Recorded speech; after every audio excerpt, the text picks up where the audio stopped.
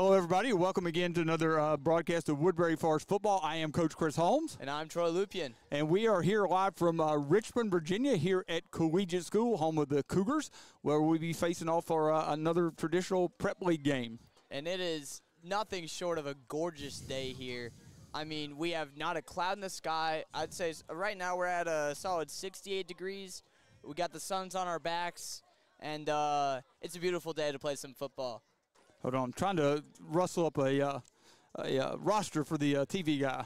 Yeah, we do have a lot going into this game. We've driven out all the way from Woodbury, which is about an hour and a half, and we've brought how many guys? 10? No, we got 12 guys with us today, and I know someone should have recorded us trying to set everything up for this ball game. Really? I think that would have been interesting. Because, that would be interesting. Yeah, it was quite an undertaking to get everything set up. I know you are only getting a picture of the field right now. The reason we don't have the camera on us, even though we're talking, is because the sun would blind you if we did that, and you might see the silhouette of our heads. And that's probably crazy. Yeah, the glare is pretty crazy right now. But of course, we also have a couple guys walking down in front of us right here. But we'll move them in a second.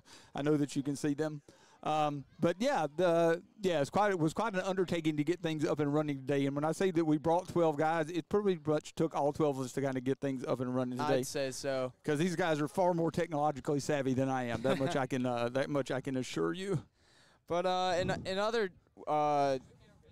news, I'd say, we have a pretty solid prep league matchup of arguably two of the best teams in the Virginia Prep League. Well, there's certainly two of the teams that you kind of look to be competitive for the Prep League Championship every year. Collegiate comes in at 3-3. Woodbury comes in at 4-0. Only haven't played in 4 games because we went through a 3-week stretch where we just didn't play because of a variety of things, canceled games and the expedition and just bye week. And so we had a 3-week stretch. And actually, I thought we played well last week against a good St. Christopher's team. I haven't been all 3 weeks. What were your observations from last week? I mean, that was the week that made me really realize, because these first 3 games that I was watching, I was focusing on the offense. How is our offense doing?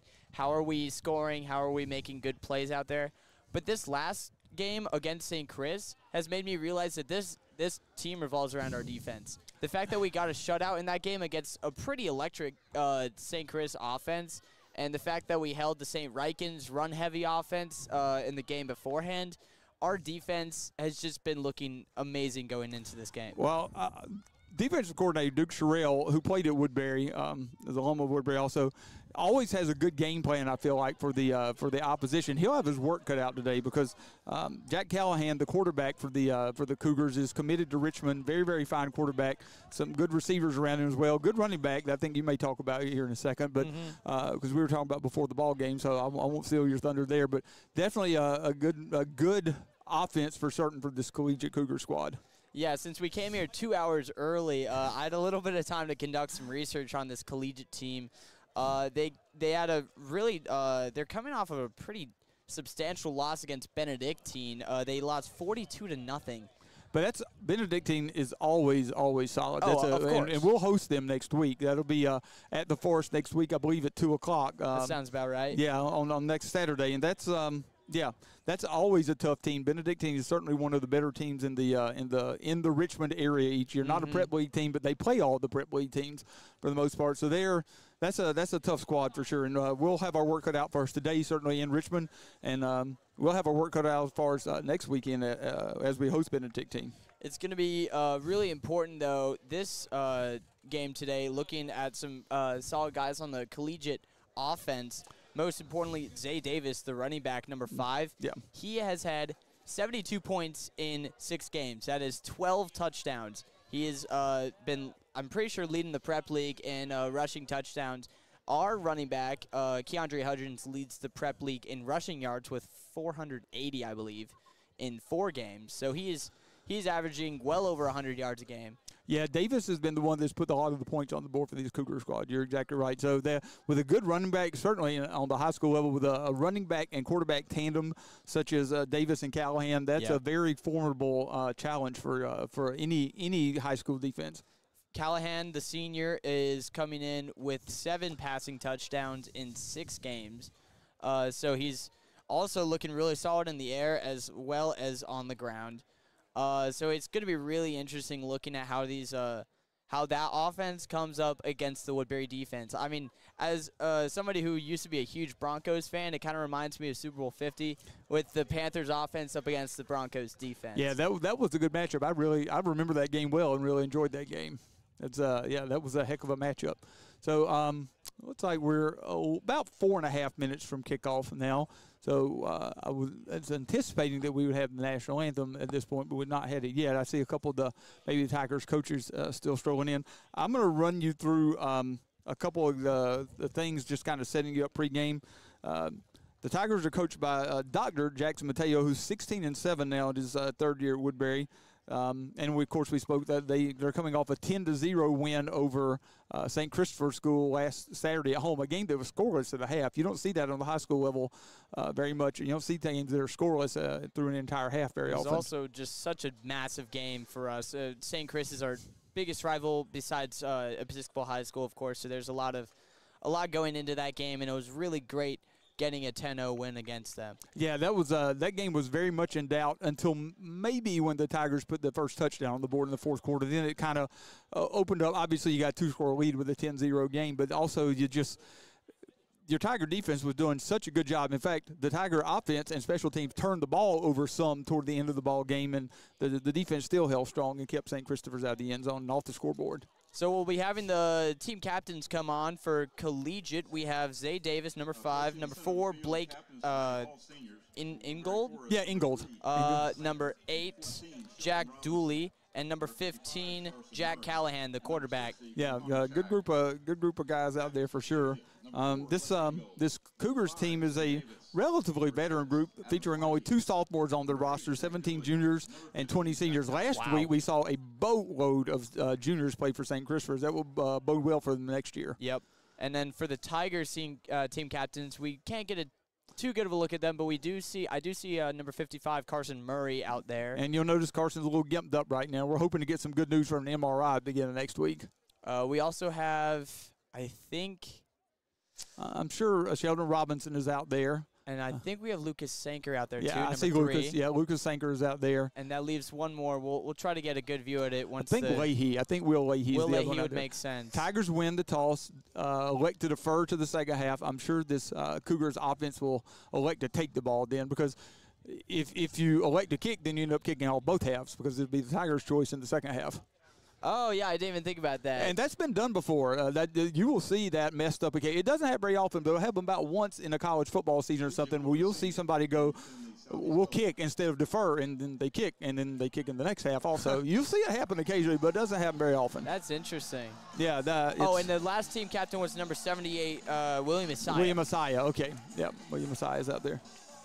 So strictly senior set of team captains for the Woodbury Forest Tigers. As we look to get this feline frenzy off the ground, we have a minute 20-ish until kickoff. We'll probably be hearing the national anthem soon. Yeah, I would think they may let it run all the way down, but we should be getting the national anthem to you. And of course, when we do, we'll do our best to bring that to you. St. Christopher's, mentioned St. Christopher, they're 4-3 on the year after the loss to Woodbury, 10-0 last weekend. Here we go. Here's our national anthem. We'll try to let you listen in on that.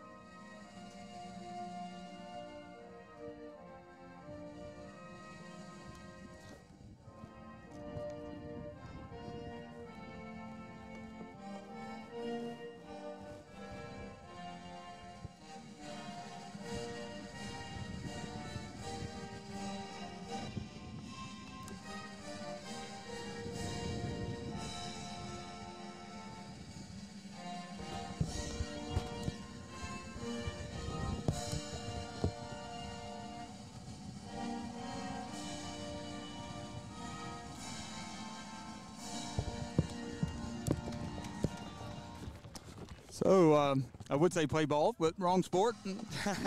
One that I'm pretty familiar with also. Here we are, though.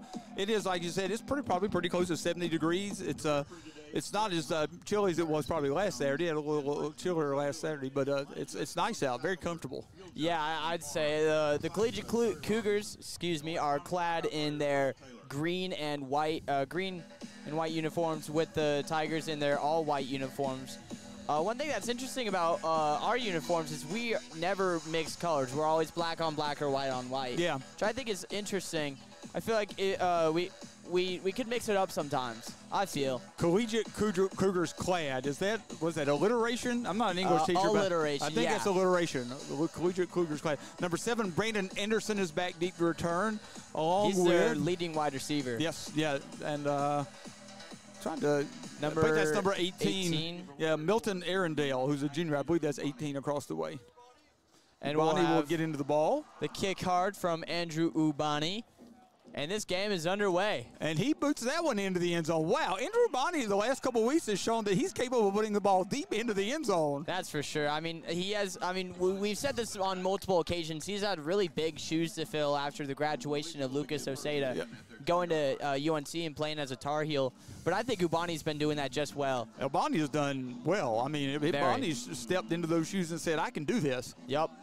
And he's also acting as our punter as well. No, yeah, he's double duty as Osada did last year. So we'll try to get these starters for you. 7 and 18 who are back to return the kicks there across the way.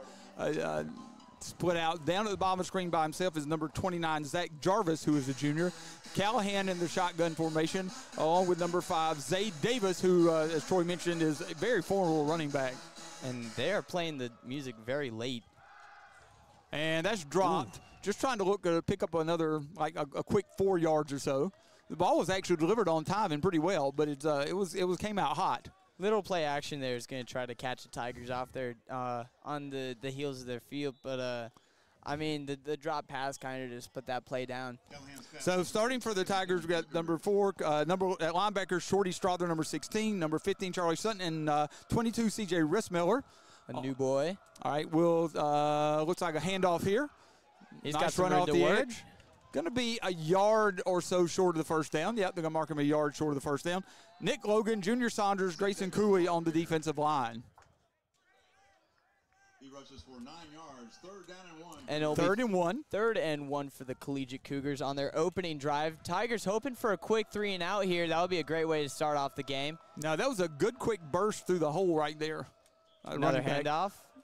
He's going to run to the side. And keeps his feet, and I think he'll have the first down. And yep, that'll be a first down. Gain of only a couple, but he only needed a yard. Yeah, they're going to spot that. We'll see. Maybe for a 2-yard gain. We have much less leverage here compared to at home, so we can't get the calls as quickly or as well as we usually do. So at least I will apologize for that. Yeah, beforehand. And also being an extra 10 feet up, or maybe extra 15 feet up, definitely makes a difference on your perspective. Robinson walks down the line of scrimmage, follows the motion man. Zay's got a few gaps. Oh, barely taken down there by 14, Sheldon Robinson, as he gets the Cougars another first down. He's a little slow to get up. Slow to get up. Maybe dinged up. Hope he's all right. That was a good burst through the line right there. Well, this Cougars team is pretty formidable throwing the ball with a Division I caliber quarterback back there, but they're playing maybe to run the ball and try to keep it away from a Tiger offense that until last week had not really been bottled up at all this year. Yeah, I would agree with that. I mean, in our first 3 games, I think we averaged 40-something points, something like that. Maybe in the late 30s, but we were definitely putting up some good points and had been, especially in the second half of the ball games, had really been making some hay on the ground. Hudgens had looked really good in the second half of the ball game. Some nice halftime adjustments, and also just the fact that Hudgens just seems to get stronger as the game progresses. So, all right, so we're seeing that Davis is up, which is good to see. He's a little gimpy. Hopefully he is all right. He's able to get off on his own accord, which is always a good sign. Yeah, it looks like he's walking a little better as he starts walking over toward the sideline. But that will take one of their lead playmakers off the field for at least a few plays. Yeah, so Menelik Reed will replace him in the backfield, number 3. And right now, I mean, you could probably be expecting another pass here, but you never know. Menelik changes sides. Callahan adjusts the formation. Snap back. Handed off, and that quick pass was taken away. Sutton was the first man on the tackle. And we wanted a quick pass out to the flat, but that was taken away pretty quickly by the Tiger defense. Yeah, beautifully read there. They're going for the read option, and Callahan thought he saw some, but he was just swallowed up by the Tigers D-line. Yeah, so we'll try to get that Tigers secondary for you because we didn't really give you those guys. I see Styles Harper, number 5, across the way. Down at the near sideline is Lucas Sanker. Of course, we mentioned Sheldon Robinson at safety. Kobe Beal at safety. Kobe Beal out there also. And also Cade Ellis is out there. So it's going to be 2nd and 10 after basically no gain. We have one press at the bottom of the screen and then one safety playing really far back. Jack Dooley is the tight end down here. Drops back. Robinson in quickly, chases Callahan out of the pocket, and that ball is thrown away. Yeah, just throw it away, not lose any yards right there. And, I mean, the last person I want in pursuit of me is Sheldon Robinson. He would be in the top 3 for sure of the last people that I would want chasing me. Maybe Nick Logan's up there, too, because he is surprisingly quick for a big boy. Yeah, yes. how big he is. No, he would definitely be in the mix for people I do not want chasing me. One, I know he's much, much faster than I am. Of course. And probably at this point in my life and his, he's probably meaner than I am, although he's a great guy. And so, yeah, that's not the guy I want chasing me. But if you're a Tiger fan, you definitely want to see him chasing the quarterback. So it will be 3rd and 10 on their own, I think 37-yard line. 43, you're right, 43. About the 43-yard line. Oh, yeah, you're right. So back steps up the pass protection. Callahan being chased, and now he's got some room on the edge over here, and will run out of bounds. Yep, smart play, run out of bounds. Let the player another down. That'll probably be a gain of about 5 or 6. And they have the majority of the offense heading off, and they'll probably bring on the punt squad. Yeah, Rissmiller's coming on the field now, so Rissmiller come on. I think our returner this year has been predominantly Keandre Hudgens. And also we have seen Robinson back. They're not putting anybody back to start with because they're not 100% sure they're going to kick it. Now they seem no, Callahan's still out there, and so the Tigers smartly have kept their defense on the field. They're just trying to, I guess, keep the Tigers kind of catch them off guard here. But they also, I've seen high school players kind of punt it. Yeah, you could definitely see him pooch punt it here, and he will. Yep. So there goes the ball. Gets it end over end, tumbles. It's into the end zone. Wow, there's a great effort by the Cougars right there to run down there. That was number 7 who we mentioned earlier, Brandon Anderson, who's diving into the end zone, try to keep that ball. That'll be a net gain of 31 yards or so. Yeah, net gain of about 30 to 31 yards. Tigers will have the ball at the 20-yard line after the 51-yard kick. Tigers will take possession of the ball 10 minutes and 10 seconds. And we'll be trying to get you guys some of the defensive players for the Cougars. We have number 4, Blake Ingold, who's one of the team captains. Number 2, Harrison Baxter. Looks like he's playing corner. Number 24 is Ben Haight. Looks like he's playing line. Yeah, Ben Haight. He's on the line. Haight. Sheldon's in motion. They hand the ball off to Robinson. He's got a couple good blocks. He's got some room to work. He stiff arm, and that's an interesting play. That's a play that they are running just for Robinson. Yeah. Because he's a little quicker. He comes in motion, and then you can see he's heading off the field right now. And he had some beautiful blocks there, and that's an easy, I'd say, 15, 20-yard gain to kick off this drive. And if he'd waited for his lead blocker to get out front of him, he might have taken that to the house. It's just been a little more patient, but you certainly can't blame him for picking up 20 yards. We'll take the 21 yards. We also have number 8, Jack Dooley, looking at middle linebacker. Number 7, Brandon Anderson, is playing corner on the far end of your screen. 3 receivers across the way. Tight end down the bottom. Hand off to Hudgens. Hudgens through. And maybe a gain of 3. Hudgens on the carry. Tigers would like to be able to run the ball today. Yeah, that would be ideal. Get Keandre going, and you're going to put up a lot of points on offense. No, he'll put up some points because, like we said, we've been better in the second half because he's been stronger in the second half. Yep. So that'll be a gain of 3, 2nd and 7. We have trips left on this with Julius Davis, tight end, lined up pretty far out. That little bunch formation is out there almost, but spread far out. Looking for a blitz here. Quick pass. Now to get the ball out of the way. Leahy turns it upfield, keeps those feet He's got moving. some more room. And I think he may have a first down. He's close to it. They're very close. They're marking it on the first. Yeah, I see down. the side judge across the way waving him down. That'll be a first down. That'll be a pickup of 7 on 2nd and 7. 1st and 10 inside Cougar territory at the 49. We'll be trying to get y'all the offensive lineup soon for the Tigers, but in the meantime, we'll still be trying to get all these defensive starters for the Cougars. We also have number 21 is Jack Severs. Yep, but we'll try to make sure we get these guys in for the Cougars also. 26, Jack Slater is a linebacker as well. Wamhoff gets a pass, drops back, quick pass, and it'll be caught for a gain of about 8 by, I think that's Sanker? No, that's Zell. Sanker was on this Zell. side. You're right. Yeah. Slater, by the way, is the son of their baseball coach, Andrew Slater. Really Oh, good wow. guy. Yeah, no, great guy. So I think if he said, remember what he said, that's his middle son that's playing now, and he has one playing on the freshman team or JV team also. So now in Cougar territory, or I guess they already were, but now they're on the 41-yard line, 2nd and 1. Maybe a chance to take a shot downfield. Twin safeties, a draw. Hudgens through there. Keeps his feet moving. Little juke step, still up. Stood up. Finally taken down for a gain of about 15 there. Yep, we'll see where if they mark it at the 24, that'd be a gain of 16. He had probably a gain of 7 or 8 already, but kept a little stutter step right there and managed to keep his feet going. Yeah, lots of missed tackles there by the Collegiate defense. Just forced Keandre into more of a gap there. We also have number 33 coming off the field, who is not on their roster. No, we don't have a 33. Sorry about that. They just skipped from 30 to 50. I think 54 is on their D-line. That's Keegan Hayes. And we'll get these Tiger O-linemen also, because we're seeing Lord get the start for Carson Murray today, who Carson Murray's dinged up. 2 backs in the backfield, although one is the tight end. Hudgens follows through, bottled up nicely, probably a loss of a yard there. That'll be number 8 with a big stick right there, Jack Dewey. And we also have number 50, Aaron Atkins, at right end for the Cougars. So Junior Saunders, who we've seen a lot of this year, and William Messiah, obviously, on the offensive line. Lord, Joshua Lord, who's in there. Riker Simpson. Center.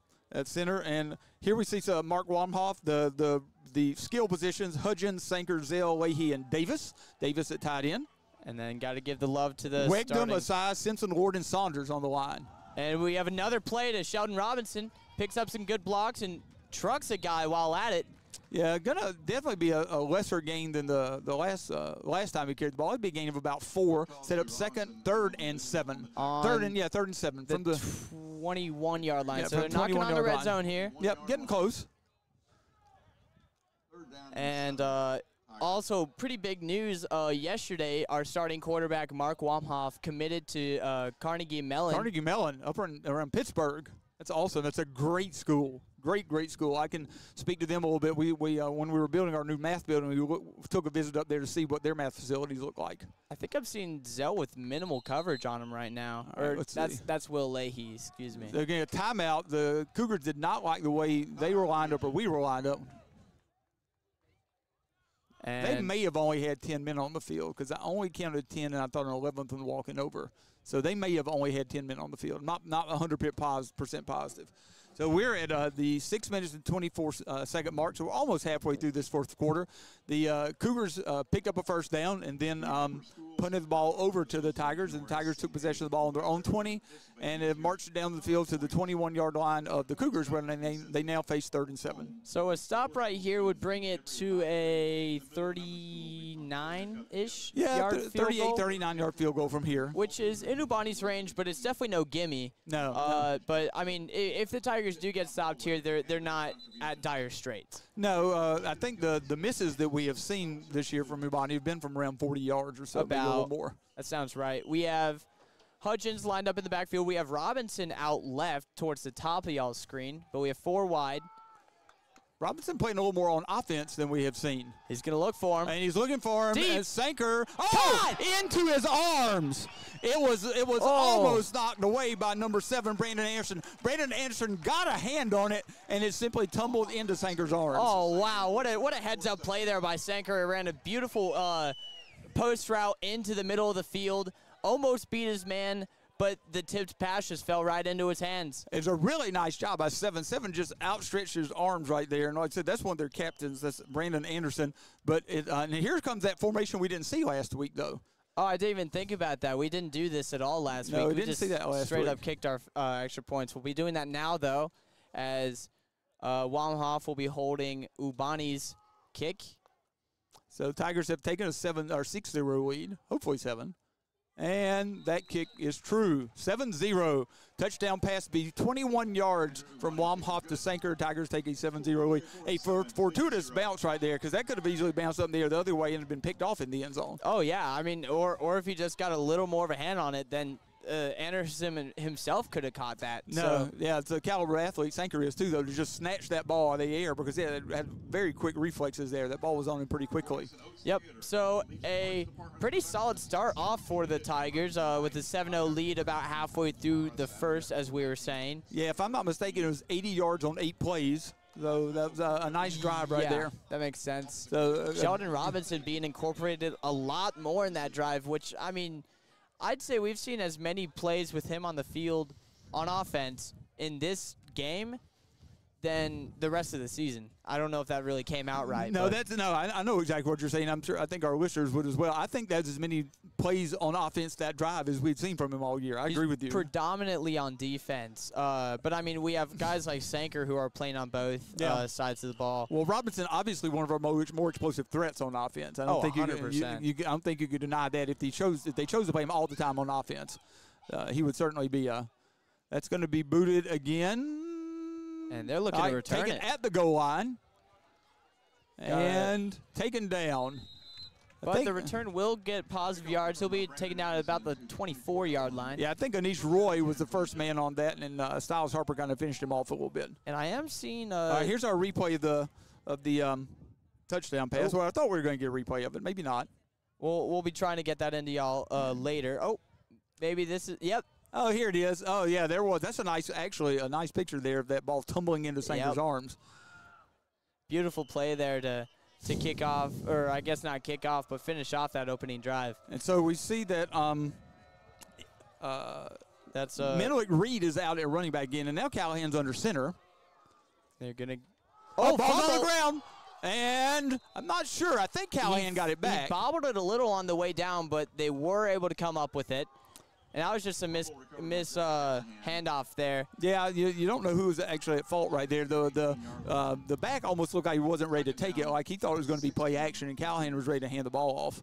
Be a loss of what we're going to call that? Yeah, 6. They're calling it 2nd and 16. Yeah. So I am seeing Zay Davis, though, on the sideline. He's not fully geared up, but I am seeing him running. So hopefully he'll be able to get back out in due time. We have 2 receivers up at the top of y'all's screen, 2 at the bottom. Handoff. Yeah, and the way those receivers were positioned, you could figure that was probably going to be a run, because the job of the receivers there was simply to pull a linebacker out of the box if they could, pull the defensive back out of the box. Yeah, you can see him, Zay Davis, little lateral movement down there, trying to make sure he feels good. We certainly hope that he's all right. If you weren't listening in, we got dinged up a little in the first drive of the ball game. So we have Third and 13? Yep, and we have 4 wide with 1 running back in the backfield. That's Reed. Yep, Menelik Reed. 2 receivers at top, 2 receivers down at the bottom. Wide side is the top of the screen. Callahan drops straight back, looks over the field, now tucks it, and probably not going to run for 13. Charlie Sutton there to wrap him up and then wait for reinforcements to take him down. And that should be a 3-and-out if they're not punting. Yeah, I think we'll call that maybe 2 yards. Here. Yeah, 2 yards on the gain, so 4th and 11. The bobbled handoff on the first play really kind of set them behind the sticks on that set of downs. We saw a 31-yard kick, or 51-yard kick with a 31-yard net from Callahan. It's also good to know it's important to know that the Tigers faked a punt about this area against St. Mary's Riken. So, I mean, obviously that didn't happen, but I was just saying. No, that'll roll down to the 35-yard line. Be a 46-yard kick, end over end. Very effective kick right there. Yeah, it was a good job flipping the field there, hoping that the Collegiate defense could have some room to work here against the Tiger offense. Yeah, Tigers will take possession of the ball the second time after the 80-yard drive on their first possession of the ball game. They'll have the ball at the 35-yard line, 1st and 10 from just, I think the nose is just short of the 35. 4 minutes and 1 second left to go in the first quarter here. Ball is ready for play. Tigers back on the field. Now we have some bunch formation towards the bottom of your screen. Wamhoff takes it. Quick pitch that way. Hudgens gets his foot in the ground, tackled. A gain of maybe a half a yard or so, maybe not even that. They're going to mark it back at the line of scrimmage. Hudgens on the carry, Jack Dooley on the tackle. Dooley with the tackle. And yeah, I wouldn't call that a gain. Yeah. No gain. 2nd down for the Tigers. And if you're enjoying all these various camera angles, and which I hope you are, because we certainly enjoy it, you can thank Henry Powell for queuing those up for us, because Henry's our producer today and down there. Got John Dukeman right next here to me on camera, and Stuart Poring, who's down at the end of the field, who's also on the camera today, and of course Shafford Broughton, who's on his camera down on the field. We'll get a lot of the close-up shots. Be 2nd and 10 from the 35. We also have Will Wilson running all the production. And William Russell as well. Ball. Ooh. Not sure who that was intended for, just kind of in no man's land right there. I want to say that was to number. Is that Styles? 3rd down and 10. I don't think that was Styles. Yeah. Oh, wait, is that? No, it's number. I thought it was number 5. It's number 6. That was Hudson. Yeah, and Rhys Miller's on the field now. We've seen him play a little offense this year. He's in for Hudgens. And also seeing that making an early showing the ball game, Murdoch Merlin in at wide receiver. Oh, I'm pretty sure his family's here. Yep. So it's always good to see him out. He's a fan favorite, I'd say. No doubt. Great guy. So we'll face 3rd and 10. Wamhoff takes it. Going to run it himself. And Wamhoff be swallowed up pretty well. Tigers will go 3 and out on this possession after taking the ball down the field on the first drive. Wamhoff keeps. And 2 back-to-back 3 and outs now after the Tigers' opening touchdown, or first touchdown drive. Yeah, the Tigers just didn't seem to have much going for them on that drive. There'll be a gain of 2 by Wamhoff to bring up 4th and 8. And we'll see Ubani back to punt. Back to return is 18? Yeah, if I'm not mistaken, that's correct. That'd be Milton Arundel, who we've seen back returning kicks already. He's heading pretty far back. They have a lot of confidence in Andrew Ubani. Ubani is and now Ubani puts the ball on the ground, and that was just on Ubani. That snap was fine. That was just one. He'll tell you that's one he should have handled. Looks like he took his eyes off the snap, and the Cougars will have great field position. We did have a fumbled, or it wasn't a fumbled snap, but it was a bad snap in the special teams game. Yep. Against St. Chris. Yes. It was a low snap. Ubani did the smart thing and fell on top of it. Yeah, we did our best to give St. Chris an opportunity to get back in the ball game on special teams in the latter half of the fourth quarter last week as we fumbled away a punt, and then we also, I just had a snap that was not good, and Ubani wisely fell on it instead of having it blocked and returned. So this will be spotted at I think about the 28-yard line, 1st and 10. Callahan again under center. Oh, they fumbled it themselves. Goes on the ground. And that's number 6 who is in at running back now. That's Adam Solanke. They have the first flag of the game. Maybe a false start here. Could be. Recovered by Adam Solanke. Sideline warning. Sideline warning on Woodbury. So if you're unfamiliar with sideline warning, doesn't do anything the first time. If it happens again, then there'll be a penalty. There'll be a penalty enforced. That's a warning. And so that'll be a loss of between 4 and 5. We'll call it, I would call it closer to 2nd and 14. They're calling it 15 on the broadcast. I think they're going off of whatever the announcer's saying. Yeah, I would say it's closer to 2nd and 14. At the 32, again under center. One wide receiver lined up towards the top of your screen. Man in motion. Going to toss it back to number 6. He's taken up for a gain of maybe 1. Sheldon Robinson in there to break that up. A big a gain.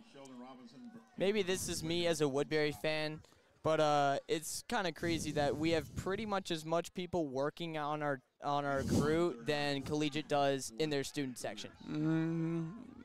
Maybe they have a few more, but it's close. It's pretty tiny. So this will be 3rd and almost 14. They're going to spot him for just a minimal game. You could be in 4-down territory here. A little bit of an ISO down here at the bottom of your screen with Sanker on, I think that's 29. Yeah. Zach Jarvis. There's going to be a screen and set up pretty well. You can see that coming. I can see it coming. I'm not sure you can see it coming from the field. I think that'll be a first down. Yeah, he just barely gets the first down. If you have a good pass rush, which the Tigers have had, a screen it can be a good call, and that that's a nice play call right there by the offensive coordinator for the Cougars. Yeah, I'm not seeing too many screen passes called on either side of the ball that I've been commentating on this season. I think it's just maybe a little too advanced of a play for high school. Well, your timing has to be good, but that was well timed and well executed. The Tigers have had a really good pass rush, especially in passing downs. I just think they were trying to take some of the pressure off of Callahan. Man in motion. Going to drop back. Callahan looks. For a deep pass. And, dropped. Sanker just knocks that away. One-on-one coverage right there, and they're going to get a flag on Sanker. A very late flag. Well, it's going to be unsportsmanlike conduct. There just was no need for Sanker to do that. Made a nice play, tip your cap, get back up to the line of scrimmage. I thought he just, hit him on the shoulder, which I think he pulled his shirt up and kind of was flexing, if I'm not mistaken. Oh. So, yeah, that's and especially in Richmond, you're going to get that called. So, an unsportsmanlike conduct on Sanker will drive the Cougars up to probably about the 1 yard line, or maybe more towards the 3 if it's 15 yards. If it should be half the distance, so we'll see what they mark off. Well, they're within the 20 and the 15. So yeah, let's see. Or they're not moving up. Maybe they. I think perhaps they were offsetting. That's interesting. Okay. What's unsportsmanlike? Okay. Yeah, they have offsetting penalties. Okay. Well, we did not see, or perhaps hear what the Cougars player said. I certainly didn't see that. And they're. Indication is a chop block against. Oh, okay. I'm sorry. Block. Chop block that on makes sense. Yeah. Chop block on Collegiate, unsportsmanlike on Woodbury. All right. I knew I didn't see anything necessarily from the Collegiate receiver. So it'll be 1st and 10 on the Woodbury. I think that's the 18-yard line. Those will be offsetting penalties, which means it's just like the play didn't happen. I think Coach was hoping that would be it'd be second down instead of first. Still, though, you really don't need that from Sanker. It's very lucky that Collegiate committed the chop block there, or else Woodbury would be in a lot of trouble. Yeah, all right, so. Yeah, the official is explaining the penalties offset, and we will replay the down. Penalties offset. It remains first down for Collegiate. So it's basically a redo. So 1st and 10 from about the 18-yard line. 4 wide. Solanke goes in motion, little stutter, and he's open in the middle of the field and can't rein it in. Again. And the Tigers will have to cover that because you could see him kind of skipping out, and then he was wide open down the middle of the field. He was on an island down there. Well, there's no safety in the middle of the field because you have 2 safeties. You're splitting the field right there. But this is the first obvious drop pass, I'd say. You can see it on the replay right there. The other one was pretty well covered by Sanker, but, if these keep accumulating, they're going to be looking like the Kansas City Chiefs out here. At least last season. 2nd and 10 from the 18. 29 seconds left in the first quarter. Callahan drops straight back and looks over the middle again, and that one. Another drop. Yeah, that one should have been caught also. That was a tougher catch for sure. Yeah, that one wasn't perfectly placed. But he also had to force it through a window there. But once again, you need to catch that. He delivered the ball where it could be caught, though, and it was a nice low pass to take him down there, and just not able to get down there and get it. So that'll bring up 3rd and 10 after consecutive incompletions. Callahan with a nice throw there, though. That's about where that ball needs to be thrown. We have trips right with 6, 7, and 18. No, we have 5 wide, 3 up the top, 2 down the bottom. 1 in motion, timeout. And we're going to take a timeout there. Woodbury. Yep.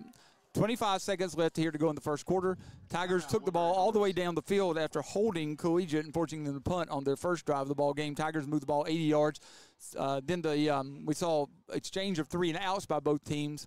And then a fumbled punt snap by Andrew Ubani has given the Cougars good field position. Color run will be held on Saturday, October 26th at 8:15. So I'm going to keep you up to speed on a couple other things, as we said, we're going on in the prep week. As we mentioned, St. Christopher's fell to 4-3 after last week's loss to Woodbury. Fork Union is 1-5 after a 60-28 loss to Fredericksburg Christian last Saturday. They will travel to Blue Ridge next Saturday after being off this week. Trinity Episcopal is 3-2, having lost to Woodbury and to St. Michael the Archangel. They host St. Christopher's actually tomorrow. That should be a good matchup. So once again, we have now it's 4 wide. They might put is that Davis? Yeah, Davis is back. Oh no, that's not Davis. Excuse me. Solanke. That ball was wide, but he really didn't have a window to throw that one through. 5 looks a lot like 6 from where we are. No, it is. It does. Or 6 looks a lot like 5. Yeah, the yellow numbers aren't always easiest to read, although they stand out okay on the green jersey. So another incompletion. Now that's 3 in a row. Will lead them to 4th and 10 on the Woodbury 17, 18-yard line. Yeah, around 17 or 18. They have 5 wide here. Now we're 5 wide. One coming in motion, going back. Pretty good. And he's got a receiver in the back of the end zone that is open. Nice job by Callahan right there to keep the play alive. And yeah, that was really good. Good job there by the O-line. Fight off the Tigers' D-line. Give them enough room and enough time to make that play there. So the turnover does bite them. Turnover does bite them as the Cougars will pull within a point. I also do think that was the play that they were going to run before Woodbury called the timeout. Could have been. I saw 18 in motion the same exact way on both plays. Yeah, they could have well been about that play.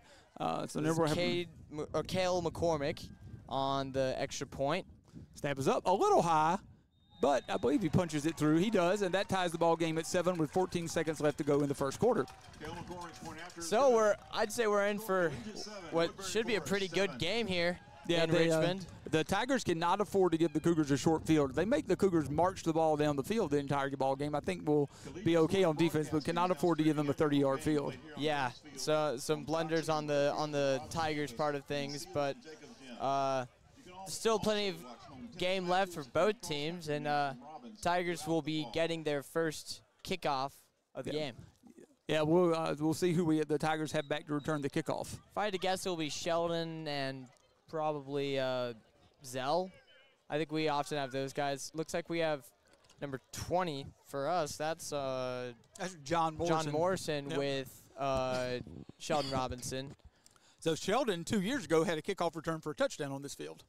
Oh yeah, I forgot about that. That was a pretty big deal. Yeah, it was a big kind of change in momentum, right, because the Cougars had just scored to kind of close up the ball game a little bit. That was also his new boy year. Yeah, it was. So Pooch down, not going to return to either one of them. That's Rissmiller, though, who's capable of running with the ball. Rissmiller trucks a man on the way down. And they'll set up shop on probably the 27-yard line. Yeah, he didn't gain much on the return, but it was such a short kick. You'll take possession of the 27-yard line. That's okay. Yeah, definitely. So clock stops at 9, so we'll probably have 1 or maybe 2 plays left in the quarter. But yeah, Woodbury needs to answer right here. 1st and 10 from the 28-ish yard line. We have Zell and Leahy lined up at the bottom of your screen with Sanker up on an island at the top. Yep, pretty much manned up by himself. I think he's on number 28 up there, if I'm not mistaken. Maybe it's 29. Gets the run. Wamhoff's going to keep it, brings it over to Sheldon. Robinson. And he's taken down for a gain of about 6. And there's the horn. We'll finish the first quarter tied at 7.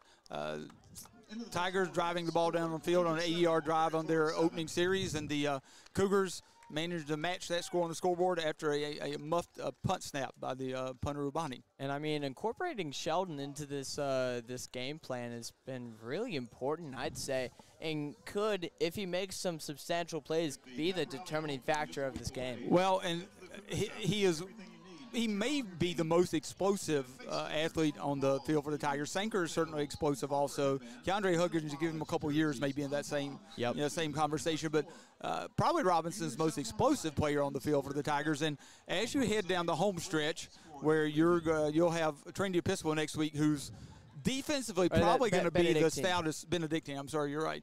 Probably the stoutest defense they have played to date when they played that. Although St. Christopher was also very, very good. But Trinity is very good, having shut out this collegiate team last week. But then you're going to play Fork Union, and then you're going to play your arch rival Episcopal. So you're kind of trying to get all your bases in their places to make plays for you. The game will be 6, maybe 6.5. We'd call it 6.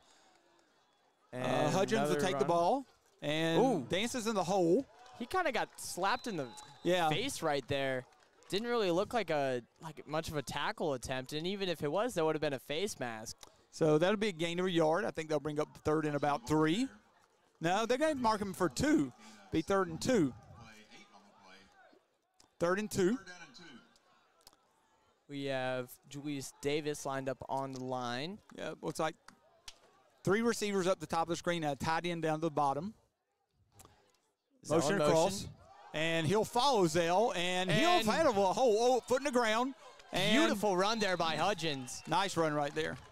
And that's going to be probably, we'll call that a gain 25? of 20. Yeah, right 20? At 20. Yep. Okay. Gain right at, right at 20 because it's at the 43-yard line. So a gain of 20 as Zell Hudson came in motion, and then we just basically had Hudgens follow him around. Perfect blocks makes perfect plays. No, that's great. Yeah, if the blocking is good, you can be not so good otherwise. One thing that as I've been learning more and more about the game, commentating the game, watching now college football, not just the NFL, is how important blocks are. Oh, my goodness. Yeah, blocks, it is literally won and lost in the trenches. Everybody doesn't realize that because that's not the guys that give the press. We have trips right, handoff now to Hudgens, and he finds another gap, and he's going to finally be taken down for probably another gain of 15, 20. 43. They mark him at the 24. That'd be 19. So almost consecutive 20-yard gains for Hudgens. And he's just been looking super explosive now as the Tigers are looking to get back into the red zone and get some more points on the board. Well, this can be a difficult thing to defend because you got a tight end on one inside by himself and 3 receivers up the top by themselves. So if you feel like you have ample guys covering the receivers, you're a little light in the box on the opposite side. So same lineup as last play.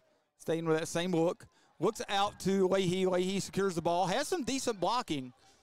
And he's well more than the first down. Yeah, they are first down. Deep in Cougar territory. This is one of those things you feel like you're damned and do if you're damned if you don't, because now they had the side where you could run with the tight end defended well, but they were a little light on the side with the 3 receivers. So the tight end and 3 receivers is an interesting look and a different look and tough to defend if you're not ready for it. Yeah, and Julius Davis has proved himself as a pretty solid receiver, even coming in as a pretty big guy. So, I mean, you always need to be covering him. So, 14-yard gain for Leahy. Ball's handed off to Hudgens. Hudgens around right in. Turned up at about probably the 6. It's first and goal. That was first and goal, by the way. You cannot pick up a first down unless it's by virtue of penalty. I think that was about a 4-yard gain. So, they say the ball's on the 9-yard line now. So, wait, so why would that be first and goal? It's first and goal because the ball was inside the 10-yard line. It was just nose inside the 10-yard line. Okay. So, yeah, that ball's going to be at the 6 if I'm not mistaken. Although they say second 9. Yeah, they're saying it's on the 6 now. It was at 9. Yeah. Now they updated it to the 6. That's what we get for believing the scoreboard. All right. Zell is on an island at the bottom of your screen. Wamhoff will take it, run it to his right. And balled up well by that Collegiate defense. Nice job by Collegiate. And that'll be a loss of about 1 or 2. Yeah, I'm guessing that'll be close to the 8, maybe 9-yard line. And that brings up 3rd and goal here for the Tigers, deep in Collegiate's territory. We'll go from 9. Marshall Hughes trotting off the field for the Tigers. Yeah, we have some substitutions coming in and off for this. Yeah, Hudgens back in. Pretty important play right here. We have trips left with Davis, Sanker, and Leahy. Man in motion towards the left. Quick pass to Hudgens. Hudgens has it. Hudgens evades a tackle. Ooh. Almost finds his way through the solid amount of Cougar defenders there, but they're probably just going to have to set up for a field goal here. Yeah, that ball probably spotted about the 6. And we'll see. We haven't seen a body come out on the field yet. Maybe the Tigers will go for it. Tigers could go for it, figuring if you don't make it, you've backed the Cougars up. You could also line up and show something and try to get them jump off sides. There's a lot of things you can do here. Yeah. And we do have the clock down in the end zone, so we can see there's 19 seconds on the play clock, so you know how much time there is, and that's right there where Wamhoff can see it. I think they're going to try to get them to jump here. Oh. And we get the quick timeout. Yep. You could see Coach Mateo running down the sideline real quickly going timeout, timeout, timeout. And so he either saw something he liked, that he liked to run, or something he didn't like from that. So that'll be a timeout. 7 minutes and 52 seconds left to go in the first half. Tigers and the Cougars are tied at 7. And what's interesting now is with just under 8 minutes left in the half, Woodbury's down to 1 timeout. Yeah, those are one of those things, though. It's great to have those timeouts just in case you have the ball trying to score at the end of the half, but that doesn't always happen. You can't count on that happening, and if you feel like the timeout is well spent some other time, then you use it some other time. Yeah. There were a couple of schools of thought there, but you definitely, if you see something you don't like, you definitely want to get that timeout. Yep. So I agree. I think these are the right calls. But we do have Bonnie's coming on field now, if I'm not mistaken. Yep, that's Ubani lined up. Not at a great angle for a right-footed kicker. Yeah, he's kind of gonna have to kick this more outside. Yeah, because you got these wide hash marks. But this is a fairly short field goal to work with here. Yeah, it's not a terribly long field goal. It's up, and I think he that's hooked wide it. left. Yeah, he hooked that one. Yeah. And a missed field goal will put the Collegiate Cougars on their own, I'd say, 9-yard line. No, 20. That'll come out to 20. That'll be a touchback. Oh, okay. It'll be a touchback, come out to 20. Yeah, that's a tough angle for a right-footed kicker because you have to guide it through the uprights almost. He just hooked that one probably about a foot to the left of the upright. So Tigers not scored on the last 2 possessions. We have DJ Clayton in right now at left end. Yep. Also, Grayson Cooley is playing as a tackle. Yeah, Actually, no. Clayton is playing at a tackle. They're rolling with a 3-man line Yeah. now. So you got 2 tackles and a nose guard, basically. And the handoff. Fake. Looks for the underneath route. Callahan scrambles for a decent gain. About 6, I'd say. Let's see where they spot him. I think he's going to maybe have, closer to 7, maybe 8. About 7 yards. Callahan keeps for a gain of 7 yards. I'd call that 7. Second and about 3. A little bootleg action right there. Yeah, a little play action right there. Kind of caught Woodbury lacking for a bit, but they were able to make sure Callahan didn't get too much. Now they're getting the play call. That's Middle Reed again and at running back. So they probably have Davis getting a little bit of a breather here. Changes positions. And now changes sides. Ball snapped, handed off, and I think he's going to be really close to the first down. Looks like the way the officials are spotting it, it'll be a first down. Middle Reed on the carry. Yeah, they're calling that a first down. The chains are moving. 1st and 10 at the 30. First down, Cougars. So a slow going so far offensive drive here by the Cougars. They're going to try to maybe march down on the Tigers, take off. I mean, ideally, if they could march down, take off 6 minutes of the clock. Well, they know that the offense is the better part of their game, so they're trying to keep their defense off the field as much as they can. You just slowly drive the ball down the field. Yeah. And so play action. Fake. He's got some pressure, but he's quick. No, he is. No, Callahan is not immobile, that's for sure. Callahan is a fairly mobile quarterback. I don't know if you call him a running quarterback, but he's certainly capable of running. Similar to Wamhoff, I'd say, but that's going to be a gain of about 7 again. They'll bring up 2nd and 3 on their own 37-yard line. Yeah, a little bigger than Wamhoff, though, for sure. Yeah, he's a little taller. Yeah.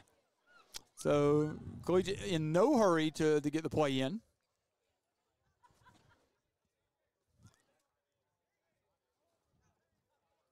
And Callahan gets that play, and they're definitely in no hurry. They're perfectly content just to run some clock.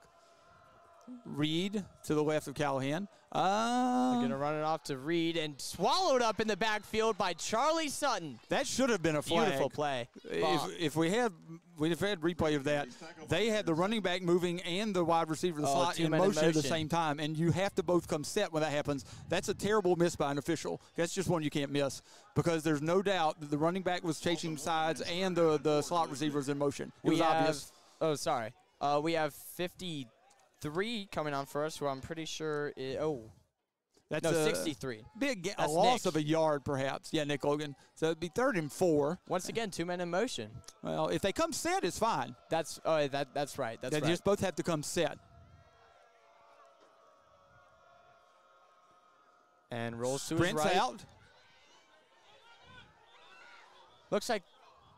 And I'm hearing some I whistles. thought I hit a that's a I think whistle that's from from the practice. JV field. The practice back behind us. Yeah, they're back there practicing. I'm guessing those are some maybe 5th and 6th traders. I saw a couple guys get flattened on the Woodbury D line.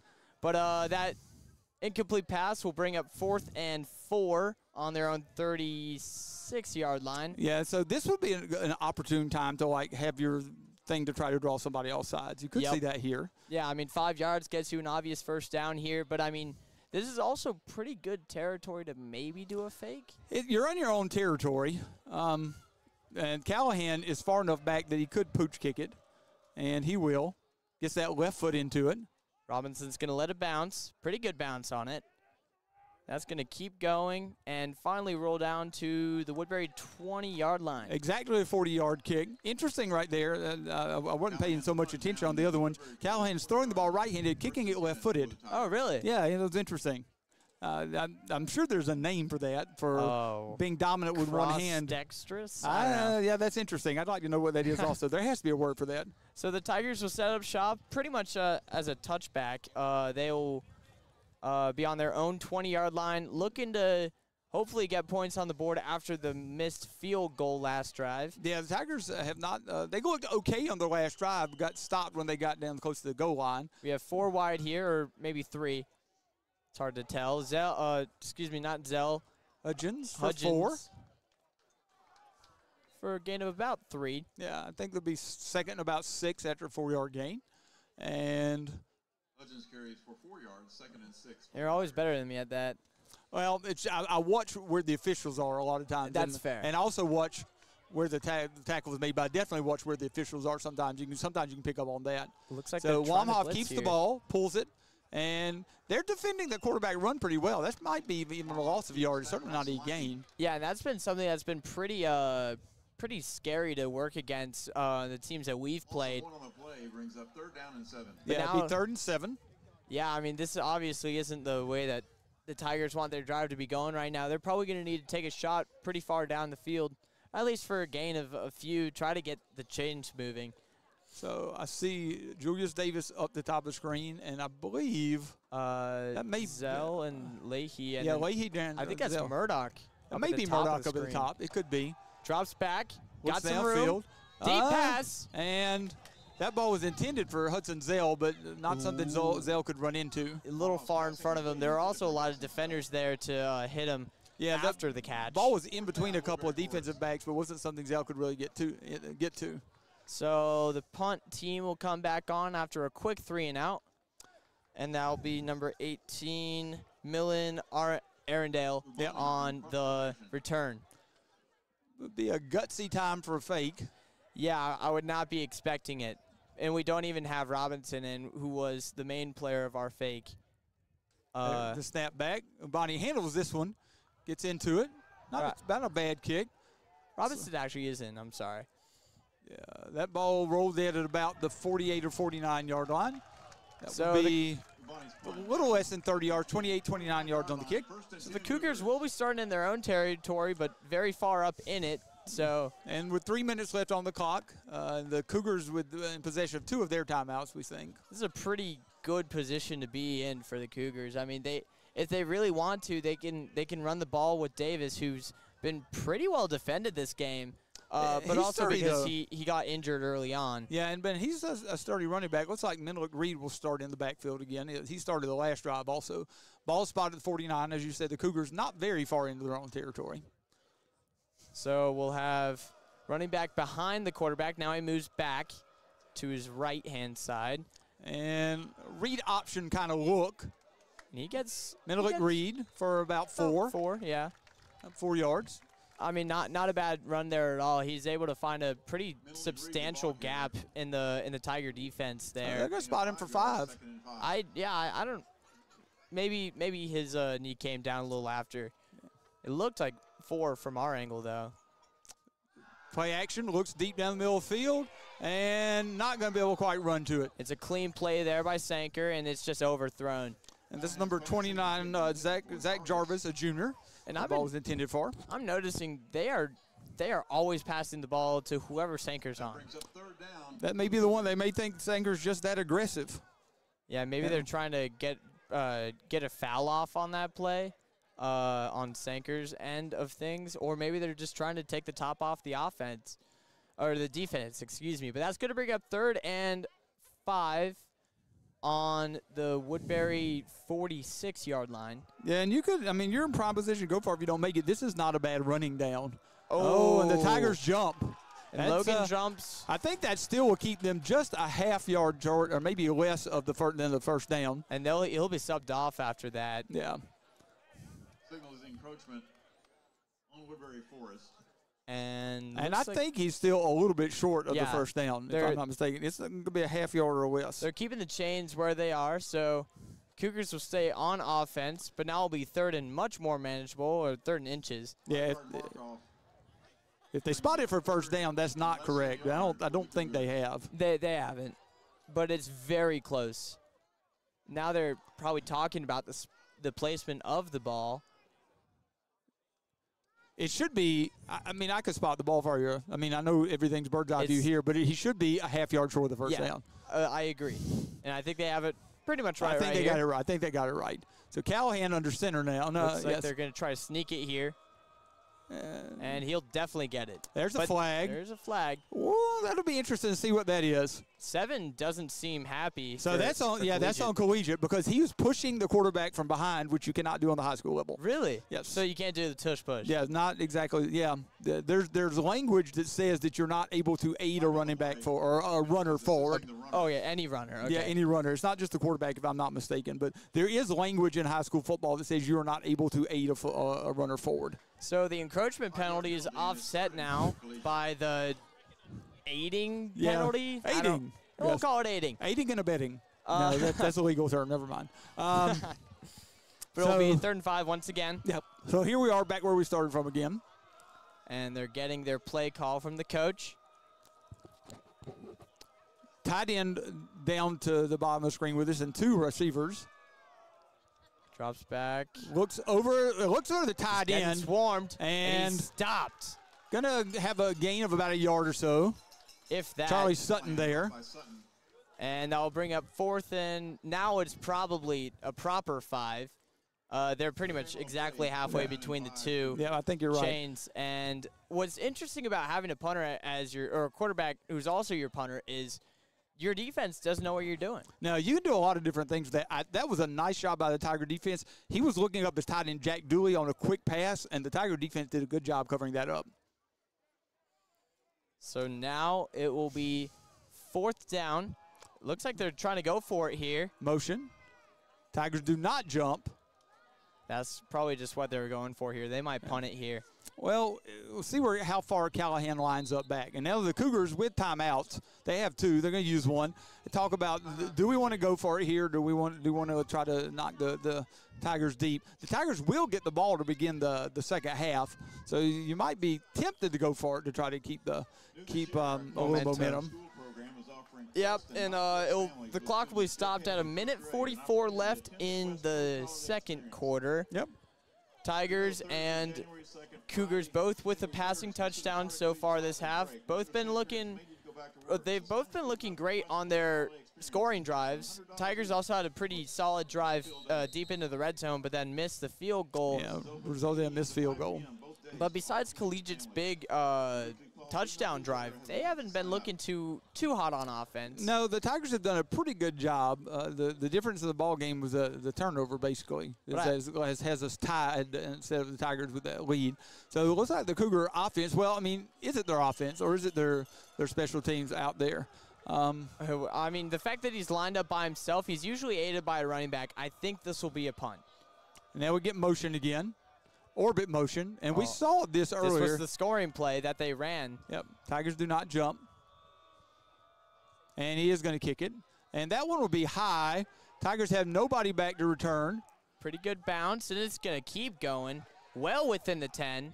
Bounce down to about the 5. We'll call that a 40-yard punt, almost a 1-yard punt. That's a very really effective good punt. And you almost negate any opportunity to return when you have your quarterback as the punter like that. Yeah, I mean you just can't take that risk to send one guy back, even if he's also acting as a safety. He's just so far back there. Yeah, he's so far back that you don't have a chance really right there. So Tigers each team with one timeout, according to the scoreboard, and we think that's right. The ball will be spotted at the 6-yard line.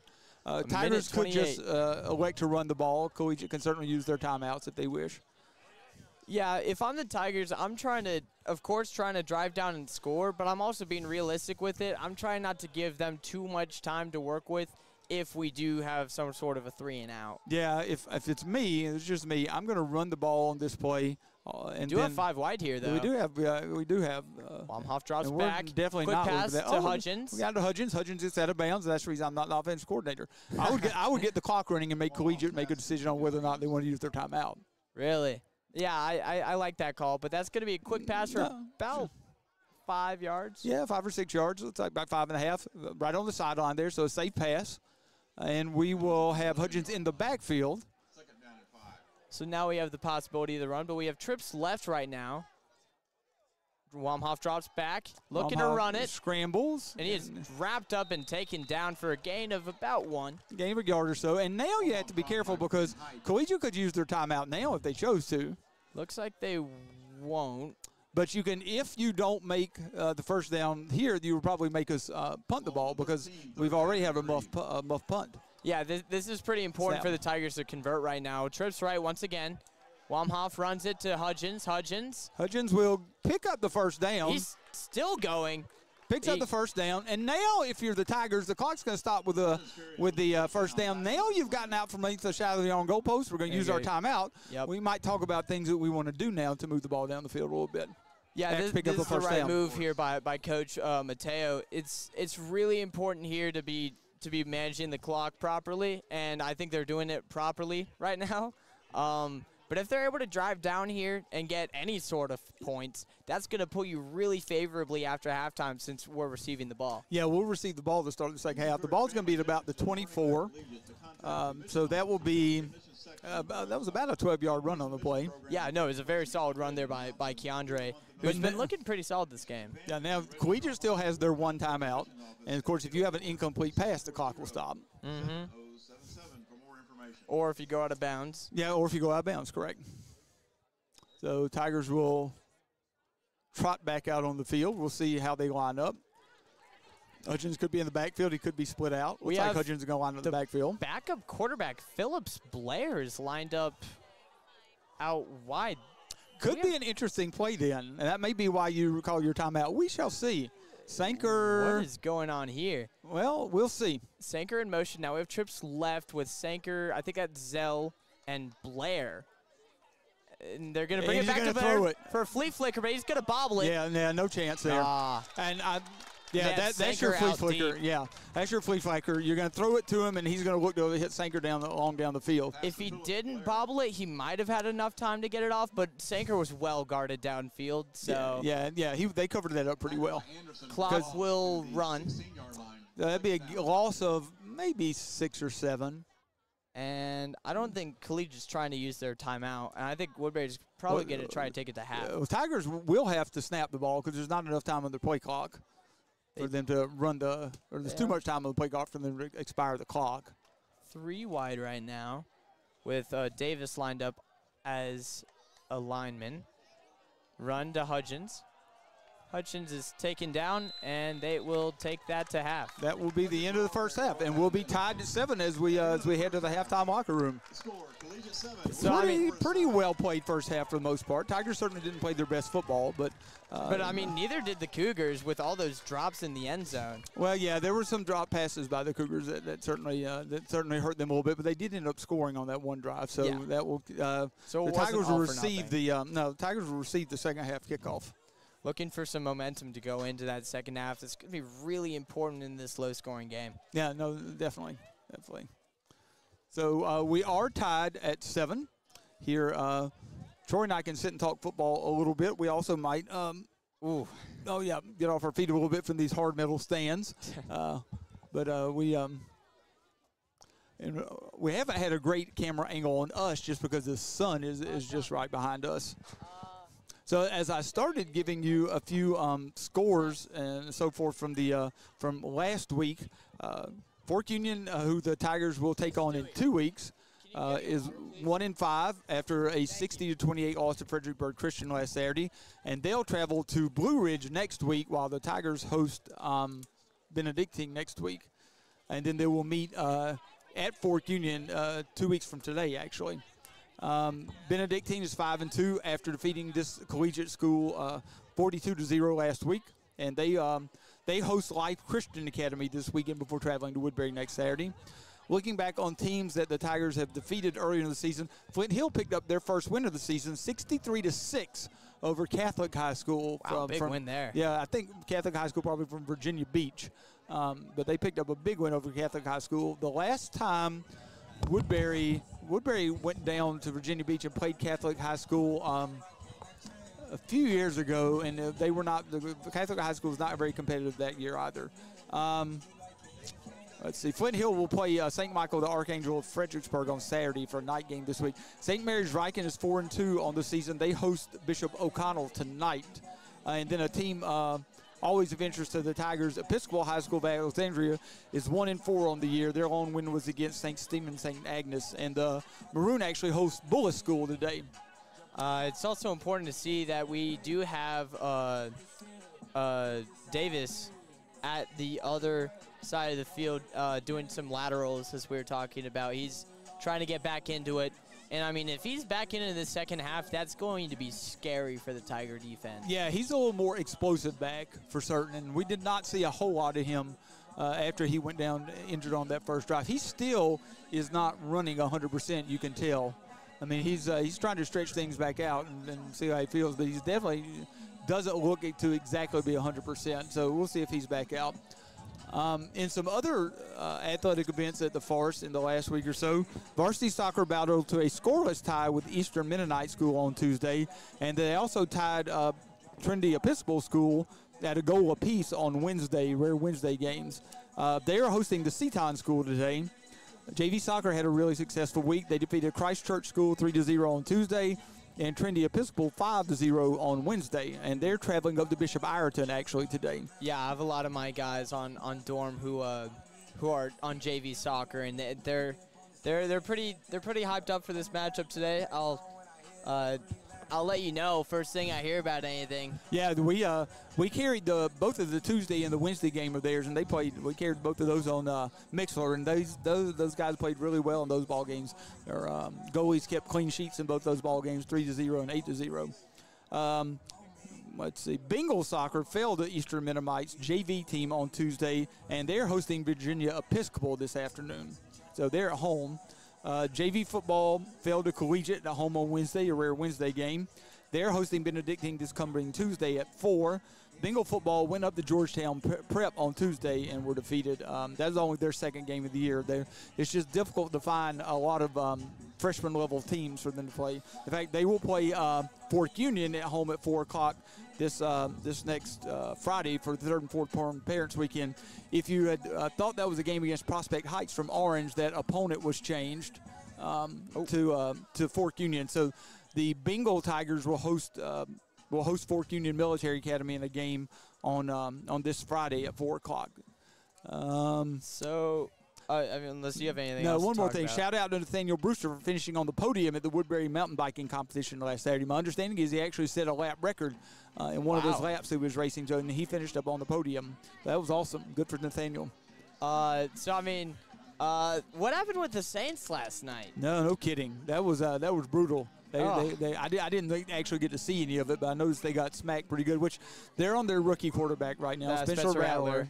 And so maybe Derek Carr will be back and healthy by the time the next week rolls around, and he'll have a little more time to get ready.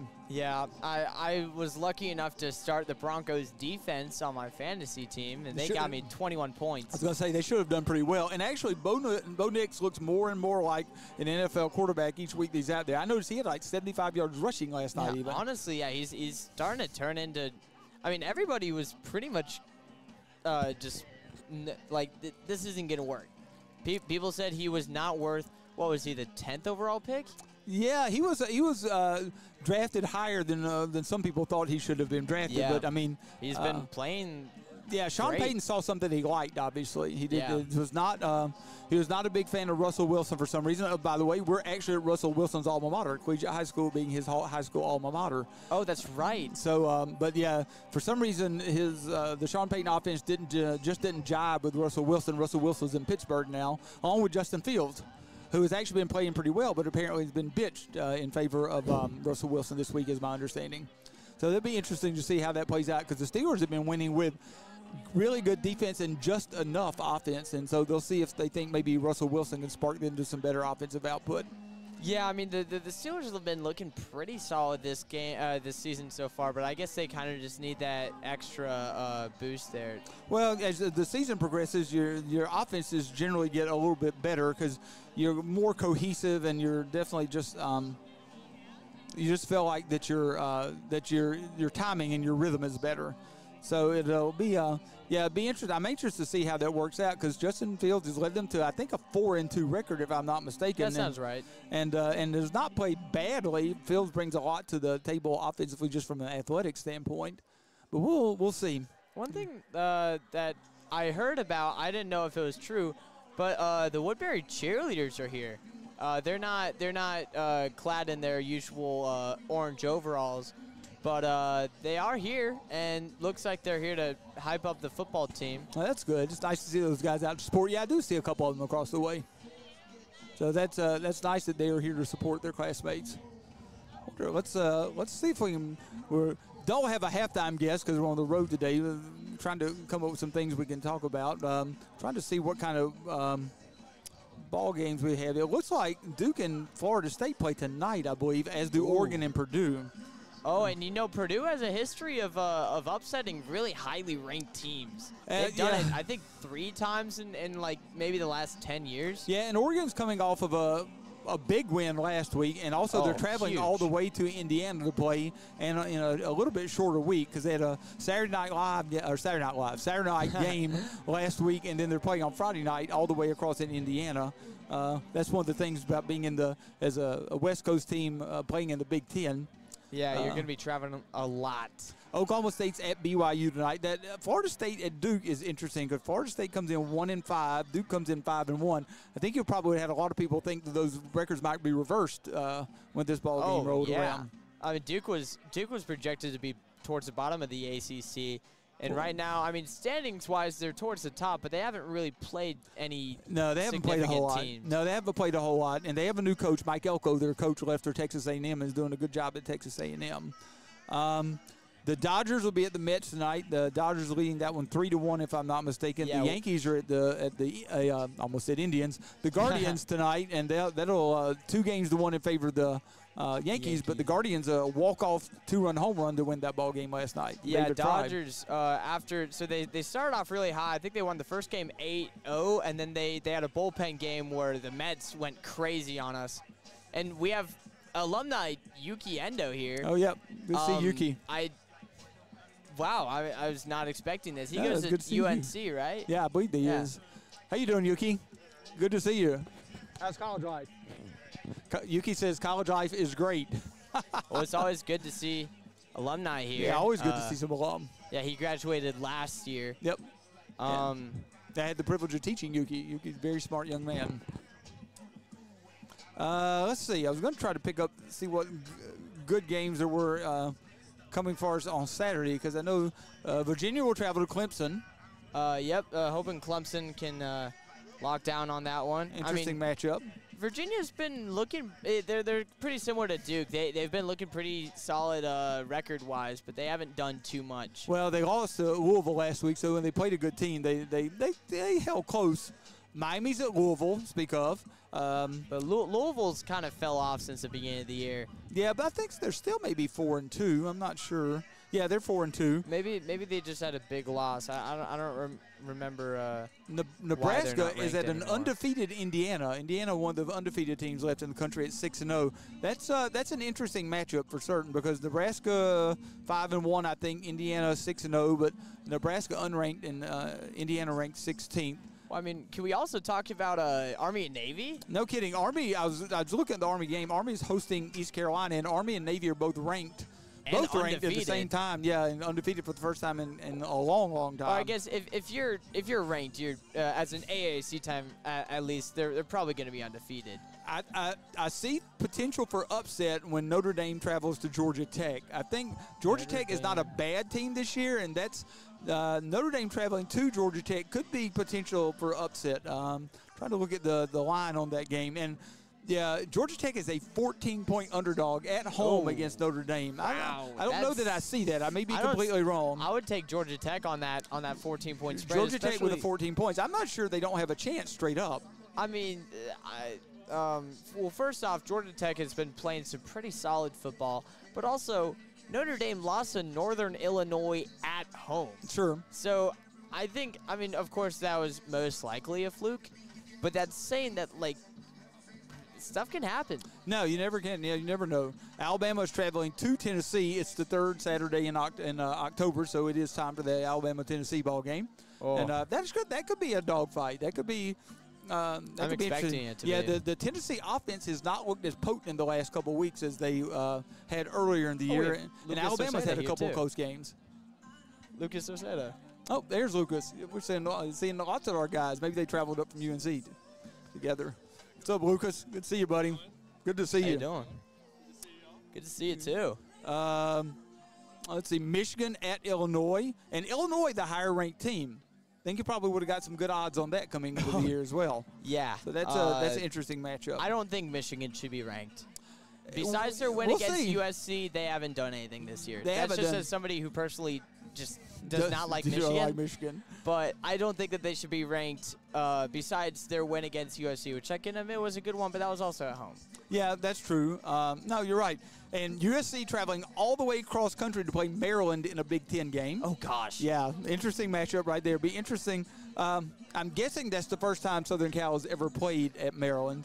That would make sense. LSU at Arkansas, again, potential for an interesting game. The LSU coming off a big win in overtime against Ole Miss. And then Arkansas. And Arkansas was okay, but not great. But playing well for Sam Pittman. Who did they play last week? Arkansas last week. Do not remember who their opponent was. I know last 2 week. weeks ago they beat Tennessee. Yeah, which that was massive. Yeah, and that's the game in which I said Tennessee's offense just doesn't look the same right now. Yeah, which they lost some guys that were pretty formidable. And I mean that game was severely outshined, of course, by the Vanderbilt win. Yeah. Speaking of which, they host Ball State. Vanderbilt at 4-2 right now after defeating Kentucky last year. Kentucky was ranked by some people by a lot of people actually coming into this year. Really, I didn't know that. Yeah, Kentucky. I mean, Mark Stoops is a good coach, and he has Kentucky definitely in better shape they were than when he got there. I know they have a really good, really fast wide receiver. I'm pretty sure. Yeah, they do. I don't know his name, but.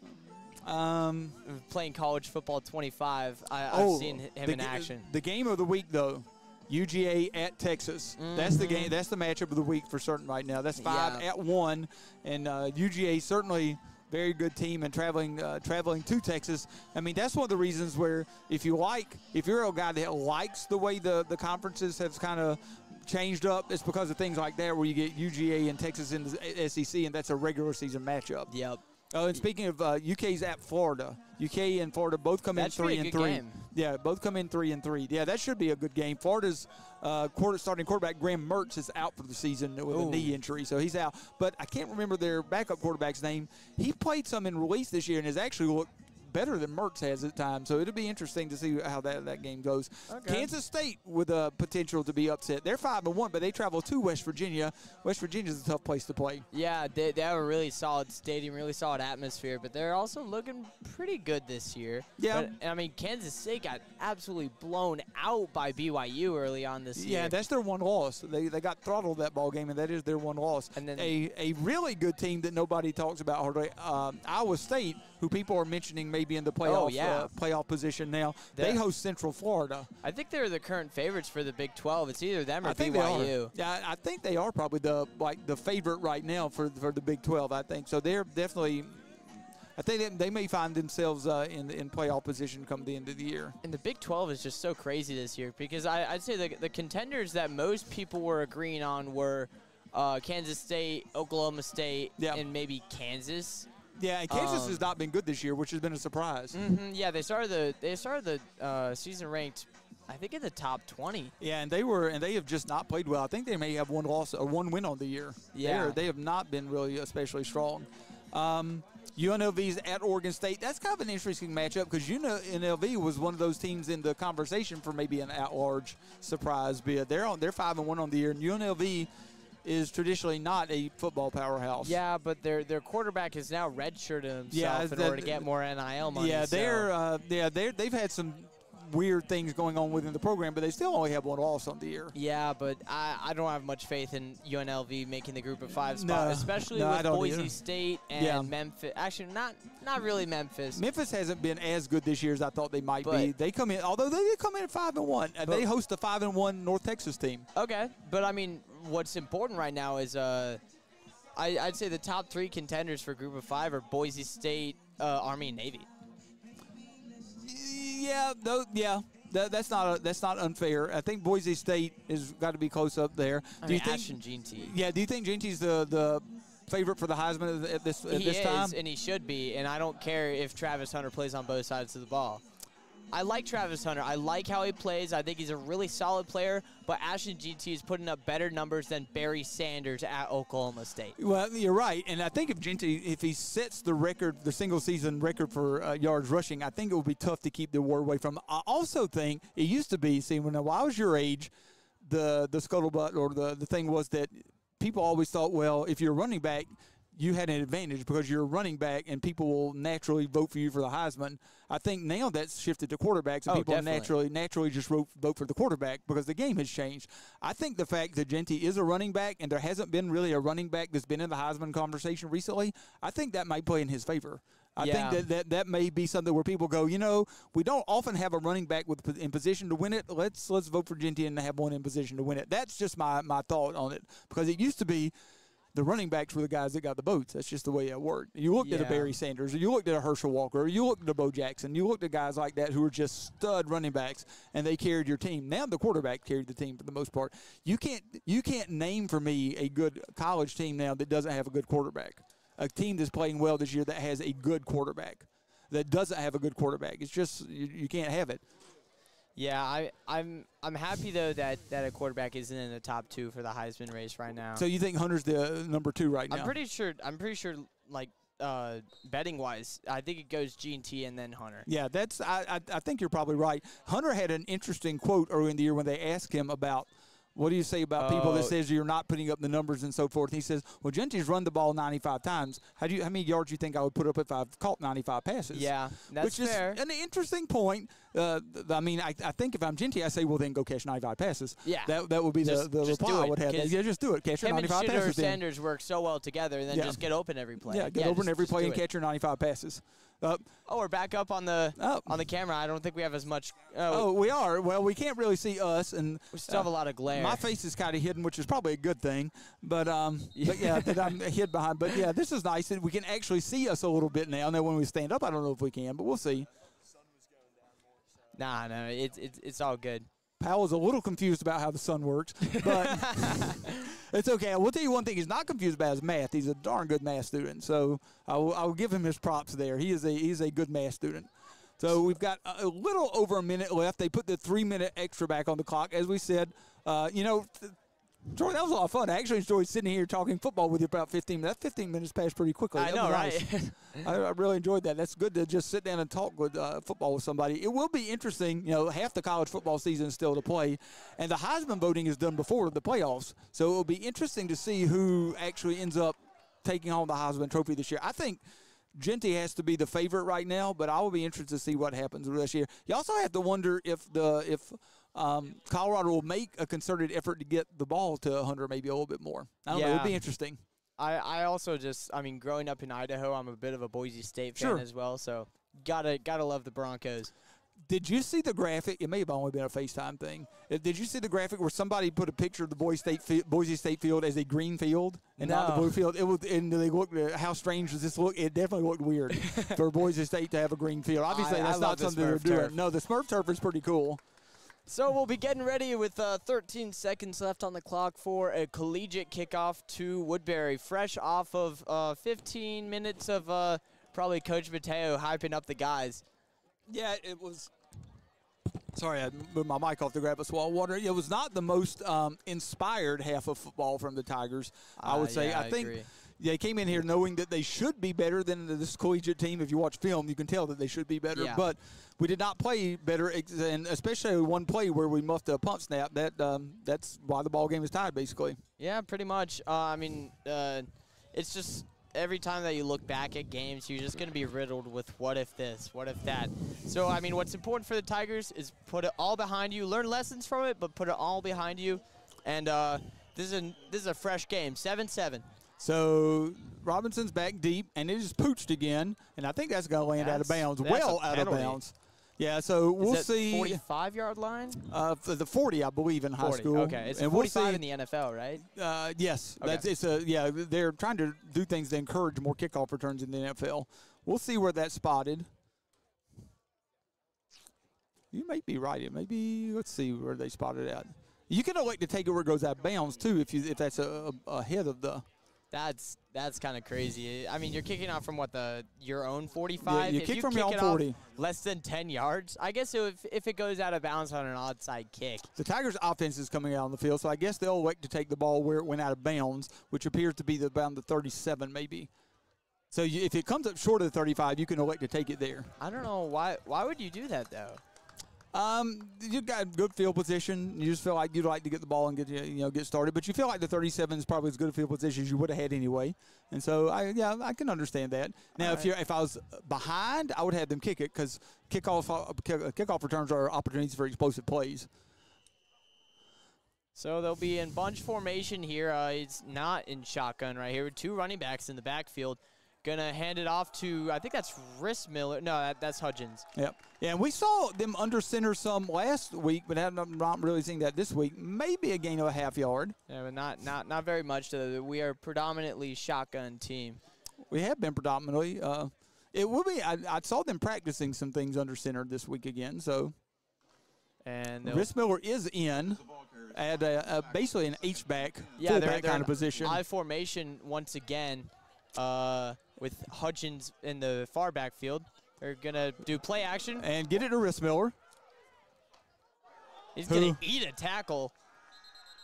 And then fights for probably about 3 yards. Some late action after the play. Miller, I think, thought maybe he was hit later, maybe even a face mask. That's going to be a gain of, I would call that 4 and call it 3rd and 6. So one of the advantages you do get out of being under center is it's easier to run play action, which the Tigers did that there. So it's 3rd and 6 from the 41-yard line. Line to gain is right at the 47. Once again, two running backs in the backfield where we have one wide receiver on both ends of the field. Man in motion. Pitches it to Hudgens. Hudgens picks up not many blocks. No, going to be short. We'll call it, he keeps turning forward, but it looks like he's going to be spotted about 2 yards back of where he actually came down. Whoa, he falls down late after the play. Yeah, that's going to bring up 4th and 2. 4th and 2 at the 45. And the longer you let a team hang around that you should be better than, the tougher things get because the harder they start playing. Yeah, that's what happened exactly at with Vanderbilt and Alabama. That's exactly right. So going to be spot the 44, 4th and 3. Tigers' offense still on the field. Yeah, this is manageable, and they're pretty far up on the field. So even if they do turn over on downs, it's not fantastic field position for the Cougars. And timeout with Woodbury. Tigers take a timeout as the play clock was expiring. So Tigers facing a 4th down at their own 44-yard line. Ball game is tied at 7. We're right about 2 minutes into the second half. We'll see. I will be interested to see if we go for it here or not, because it is interesting position to go for it, because if you don't make it, obviously you turn the ball over to the Cougars in pretty good field position. Yeah, actually, John Dukeman and I took our own respective parlays at the beginning of the game. We both had a 3-leg. I think I said Mark Wamhoff over under .5 passing touchdown, so I got that. Okay. I said Ubani pins Collegiate within their own 10. That still needs to happen. Well, Wamhoff is coming out. I think I said Hudgens under 80 yards. Under 80, okay. Yeah. Well, he had consecutive almost 20-yard runs early in the first half. I don't think that parlay hit. That's going to probably put him close to 40. So we're getting in that offset eye kind of look. Wamhoff under center. And hands it off. Hudgens will scoot through. And gets a lot more. Yep, gets the first down. And now they're in Cougar territory. Yeah, and the Tigers, that's one of those things, that's just bully ball kind of. So his lineup is like, okay, we're better than you. We're just going to be better than you. Yeah, I mean, Woodbury's obviously such a physical team. Oh, we have Murdoch Merlin back on the field. Murdoch Merlin. Excuse me. So, yeah, I mean, we're such a physical team with that run game. And we can make the right blocks. And Keandre is able to be really quick there. Oh, we also have Sheldon on Sheldon the field. is on the field. See if he's what they have set up now. Drops back. Quick pass out to Zell. Zell out of bounds. About 4. Yeah, you're gonna got a lineman down. Obviously, you're gonna get Zell or obviously Robinson's gonna garner some attention on this side of the field. So you kind of have Zell one-on-one over there. And it just runs an out route and picks up a quick maybe 3 yards or so. Lineman down. The Tigers don't have a lot of spare linemen because, as we said earlier, Carson Murray will be that's a Cougar. Oh, is that a Cougar? I'm sorry. I know. We both have white pants everybody, on. I'm not accustomed to both teams having white pants. You're exactly right. But, yeah, it's a Cougar, who's down. Yep. Hopefully he's all right. Hopefully he's all right. Yeah, we hope. We don't ever want to see anyone hurt. But football is a violent sport. It definitely is, yeah. And speaking of which, I will be interested to see if Zay Davis comes back on the field after halftime. Oh, I thought you meant speaking of the fact that football's a violent sport. I thought you were about to say something crazy. Hopefully nothing too crazy. Let's see. Hopefully, can't see exactly what they're doing. And we wouldn't want to speculate anyway because it's just, you never know. Because you want to say something and it turns out to be something else. Or the coach is trotting off the field now, so trainer's out. And they're going to help him up. So that's good. That's number 54, who is Keegan Hayes, a senior. Hopefully he's all right. He looks like he's walking all right. Yeah, it's always, I mean, I'll say pretty much every time that they do it, if they can get off on their own accord, that's always a great sign. Yeah, you'd always like to see guys hop up. It's a tough sport, and you certainly can get dinged up and get hurt, but you like to see guys walk off the field. Second and 7. Yeah, 7, maybe a little more than 7. Same formation now. We have Robinson and Merlin on the left side of the field, not two players you usually see on offense here.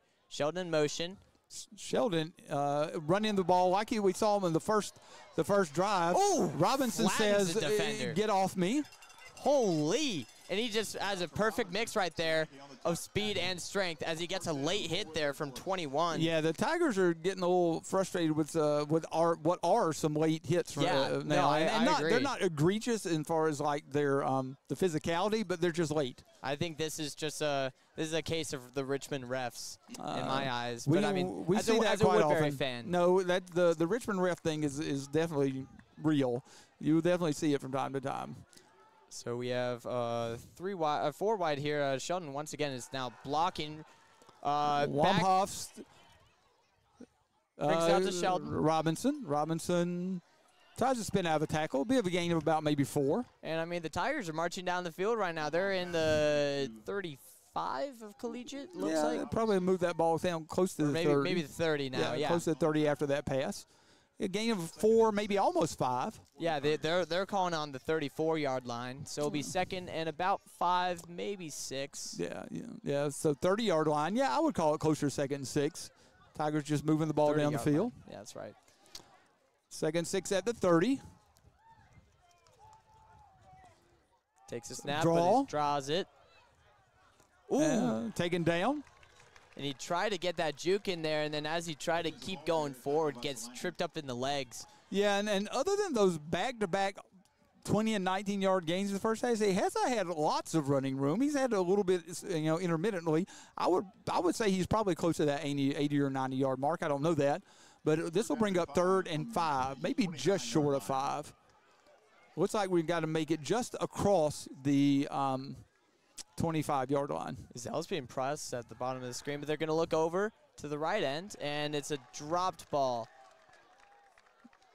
Or maybe deflected.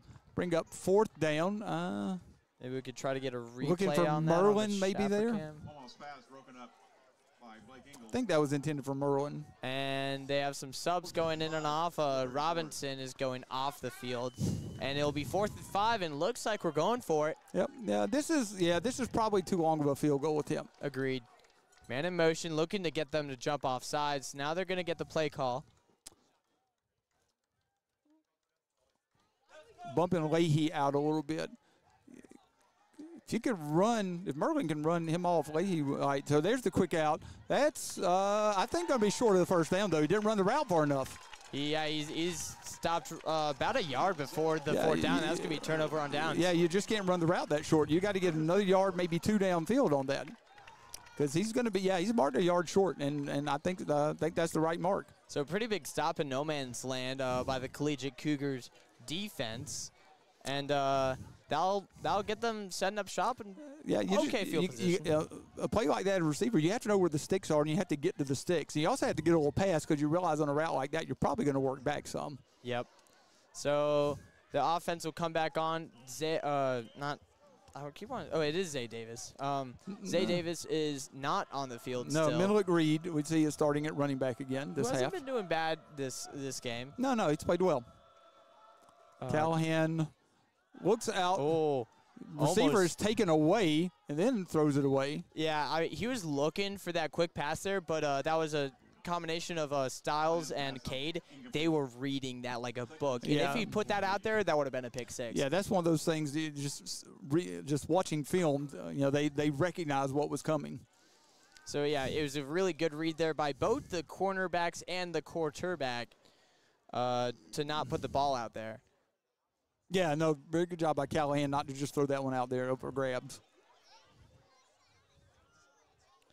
So it looks like a similar formation here. They have a man out in the island towards the bottom of your screen. Yeah, the Styles Harper out there kind of matched up 1-on-1. And in motion across. And handoff. A trippy play there. Yeah, almost a draw, basically a draw. That'd be a gain of about 7 or 8, I would imagine. Yeah. And they'll bring up 3rd and fairly manageable for the Collegiate offense, who has been pretty solid on 3rd down. Yeah, this is probably close to 4. It's between 3 and 4, it looks like. Line to gain is right at the 35 almost. 3rd down, Cougars. And the Woodbury sidelines trying to get loud, trying to force them to make a mistake here. They might try to get the Tigers, though, to jump off sides. Draw. It's going to be a quarterback draw. And Callahan will be a little bit short. Not much, but he is short. They'll call it 3rd and maybe 1 or 2. It's 4th. Be 4th in about a yard, I think. And there's Just short of the 35-yard line. that may be another Cougar down. Yeah, that's a Cougar down. I hope that's not Callahan. Might be Callahan. Let's hope not. Official timeout. He's I don't see any 15 who's up. That's Callahan. Well, it's one of there's the good and the bad with the running quarterback, and I don't know if he's a running quarterback, because like we talked about with Wamhoff, he's a quarterback that can run and he's mobile, and he's a pretty big kid. Oh yeah. But if you have your quarterback running like that, you definitely put him in a position where he can be injured. There are not a lot of Cam Newtons of the world. No, there really aren't, unfortunately. I mean, a guy like that is just so massive and so athletic. And I mean, you're probably a huge Cam Newton fan. Oh yeah, of course. Auburn. That was I went to a lot of football games at Auburn that year, and that was including the national championship game, and that was a fun year to be an Auburn Tiger for sure. Bet.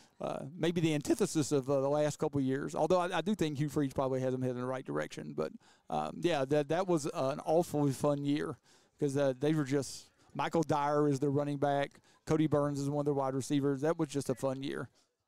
Yeah, you're right. That is definitely Callahan who is down. Oh, this is interesting. I completely looked past this. Dylan Callahan, the junior, is, I would assume, Jack Callahan's younger brother, and he's getting warmed up. He's the backup quarterback. Yeah, he may be the backup quarterback. Yeah, I didn't even notice that. Yeah, he's looks like he has a similar build. I don't think he's quite as thick as Callahan. Yeah, but might be more of a pocket passer. But yeah, he's not. I don't know. He looks athletic though. So Callahan hops up. He's a little hobbled, but he's walking off, which is certainly good to see.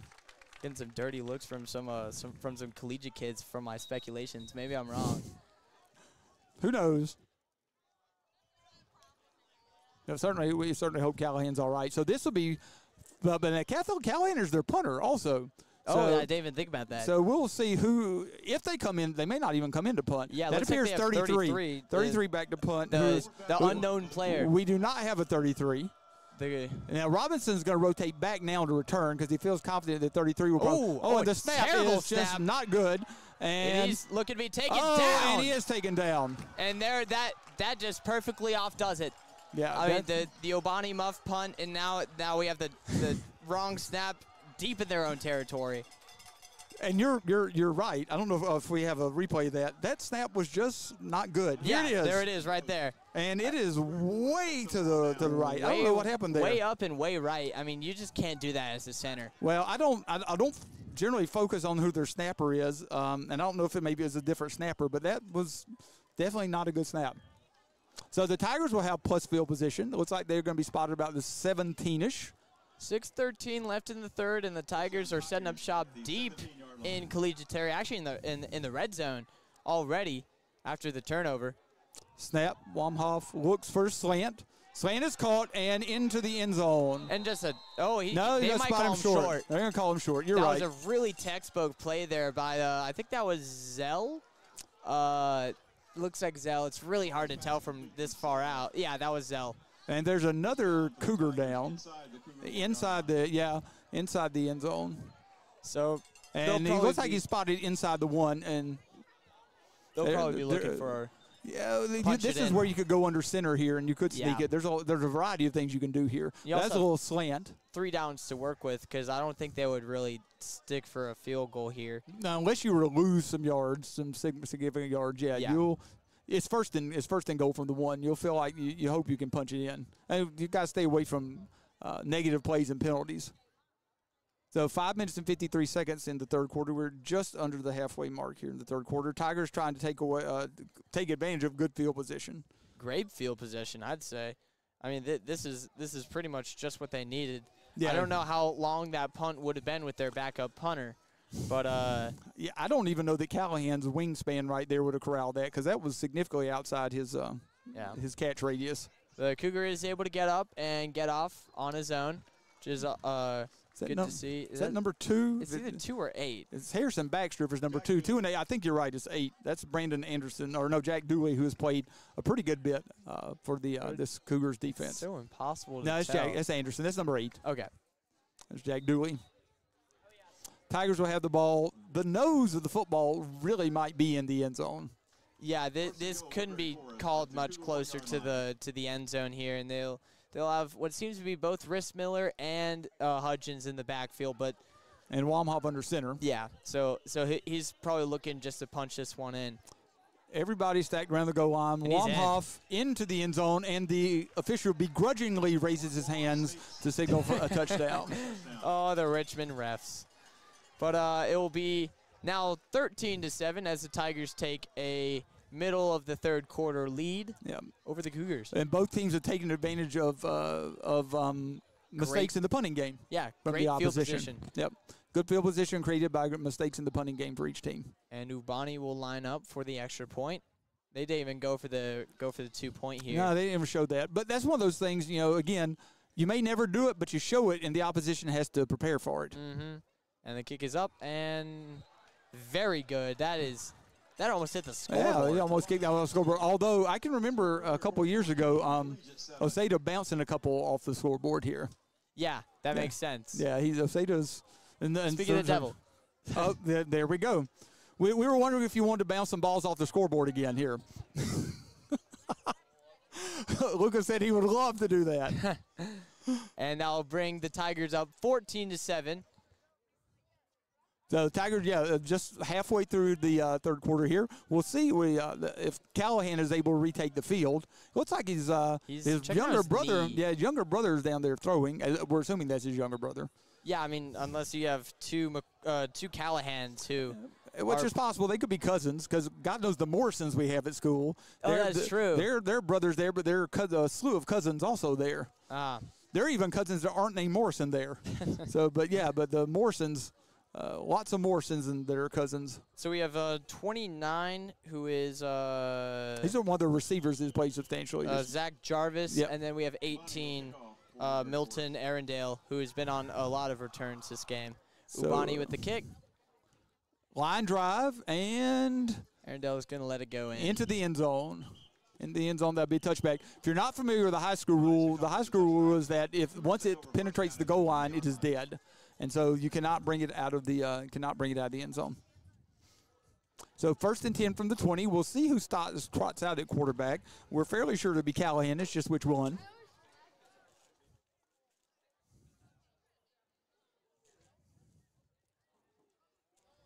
And Cougars huddled up on the sideline.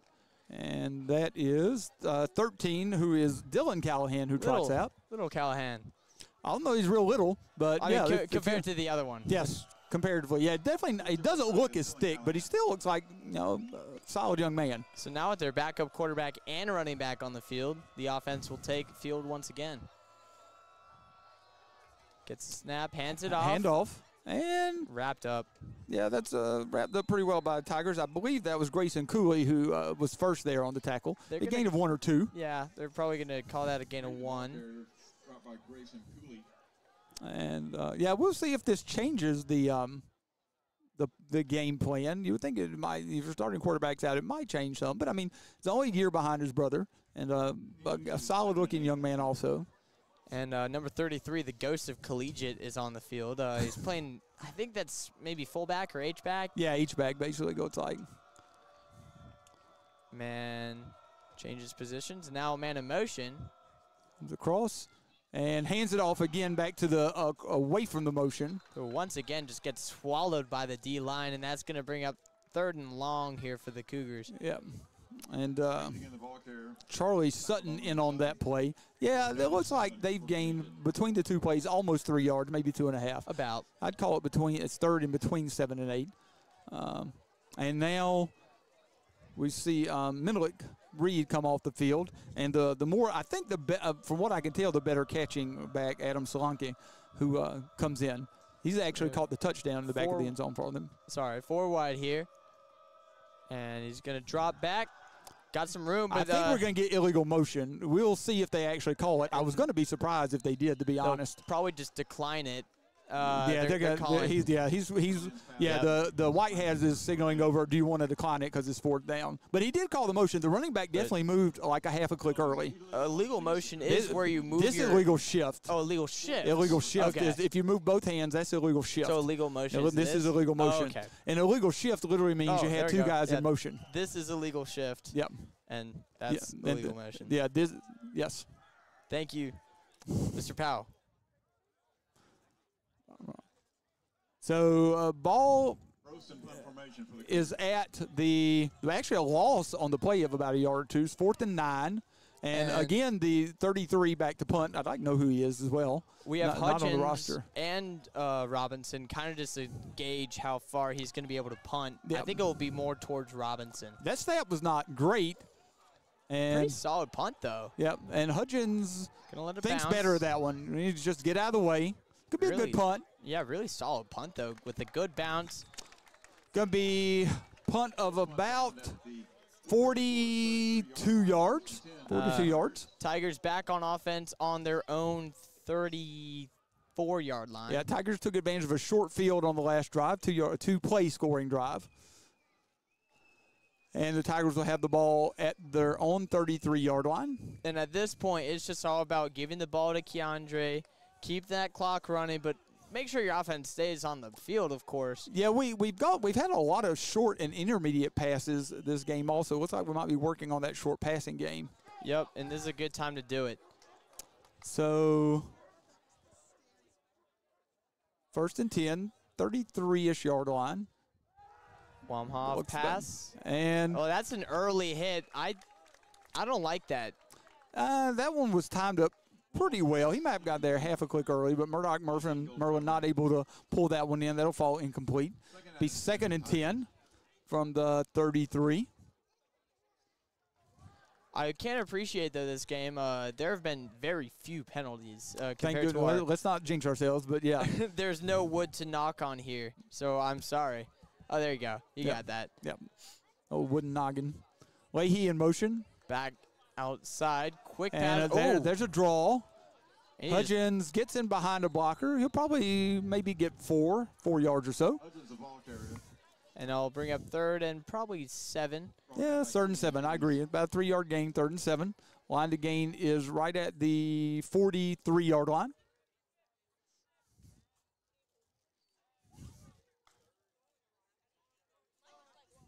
And the Tigers will line up with 3 to the left, trips left. Wamhoff drops back, rolls out, looks for Leahy. No, sorry, looks for Davis. I thought he was looking for Leahy because I thought Leahy was open. And Davis will be short. Pretty important tackle there by the Collegiate secondary. Really good job there to bring the punt offense back on. And with 2:40 left in the 3rd, Woodbury will be giving the ball back to the Cougars. Yeah, I really thought he had Leahy open on that out that would picked up a first down. That'd be a gain of about 2. Be 4th and 5 from the 38-yard line. And again, Obani back to punt. And I think, again, that is 18 Milton Arundale who's back to return the punt, if I'm not mistaken. Snap back. Good snap. Good kick. Oh, got that one to turn over. Wow, he and calls a fair catch. Fair called it about the 23, I think. And a beautiful punt there by Andrew Ubani is going to pin the Cougars on probably their own 22-yard line is what it's looking like. So let's see where they spot it. Maybe 23. That'll be, if they spot the 24. 24. So 38-yard kick, no return.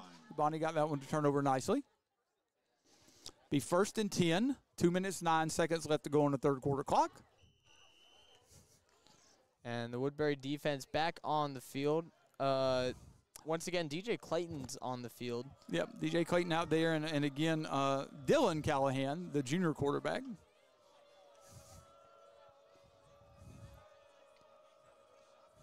Running back moves once again, man in motion. Jet motion. And the timing on the handoff wasn't great. It looks like you had the jet motion, you're trying to fake the jet and hand off at the same time.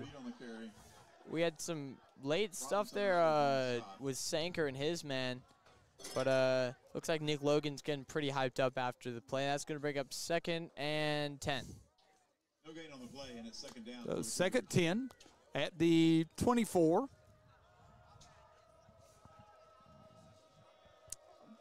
Pistol look, motions to the right of the quarterback. Callahan calls for a snap. Tigers do not jump.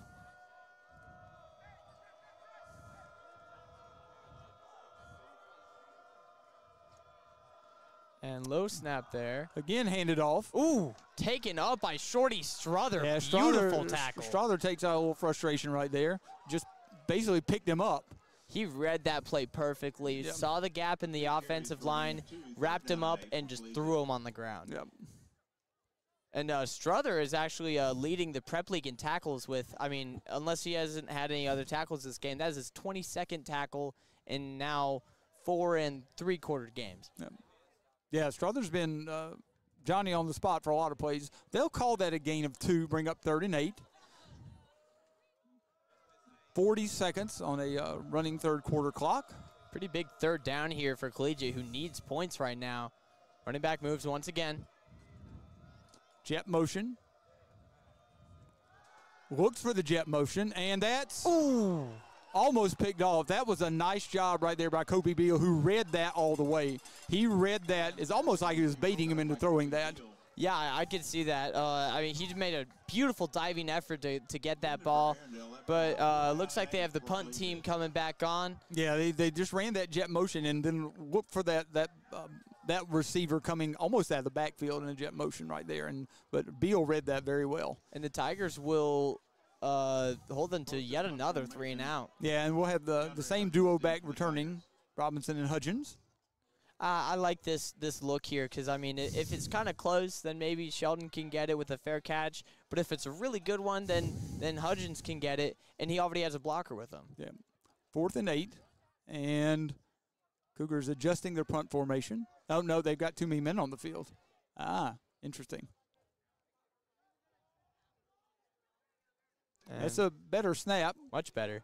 That ball will turn over a little bit. That'll be Hudgens, who fair catches the ball and secures that one. 35-yard line. Fair caught by Huggins. Huggins. And that ball will be spotted at maybe the 38. Oh, wow. He caught it on probably the 36. That's a pretty generous spot there from the referees. Well, Collegiate got kind of a generous spot on the one they fair called as well. So it's closer to the 22 than the 24. So could be that official just sees it differently. The ball will be spotted on 38. Basically no net gain on the change of possession. Tigers will be out on offense again. Back First on the and 10 field from 38. 19 seconds left on the clock. Yep. Tigers with a 14-7 lead. Going to give to Hudgens here. Hudgens gets on the outside, gets a couple good blocks, jumps over a man. Still and not down. Holy, and a beautiful, I'd say, probably 13-yard run there for a Tiger first down. 13 yards in the first down in Cougar territory. The clock, for some reason, is still running. Yeah, they need to stop the clock before the the clock stops on the first down, set. but they and I guess they just let the clock expire. The ball was never actually set, so but that's interesting. yeah, definitely. Yeah, there've been a few interesting things with the officiating today. Yeah, especially with the lack of personal foul calls, and the one that was actually called on Sanker for something that I didn't necessarily agree with, but I could see. I understood the unsportsmanlike conduct on that one. I can understand that. It's high school ball. Make your play, go on back up. Yep, that's fair. So the Tigers will have the ball just inside Cougar territory at the 49-yard line. Tigers been looking great in this third quarter so far. Their defense has been locked down, and their offense, they've been looking pretty solid. And I mean, when they do get the right opportunity, like they did deep in collegiate territory, they made it work. Well, we've kept things. We've done some things this game that we haven't done a lot of this year, and we've also kept things pretty vanilla. Seen Sheldon Robinson out on offense some, but things are not a lot of bells and whistles this game. Ball spotted, ready for play. A little bit of a bunch formation on the right end here. Going to hand it off to Hudgens. Oh, no, he's going to take it himself. One-half slides, keeps that one. Yeah, we haven't seen too many runs here from Wamhoff so far this game. No, not a ton. You're right. And the ones we saw earlier in the game were not very effective. That 5-yard scamper is probably his most effective run of the day so far. So second and 5 at the 30 or 44. And we have some trips right going on with Sanker, Zell, and I think that's Leahy. And again, he's going to keep it. And this time he'll have a little more substantial yardage. And, I mean, these two keeper plays have been looking great. Yep. It's another first down, or not another, but the first down for the Tigers. That's an 11-yard gain. Ball spotted at 33.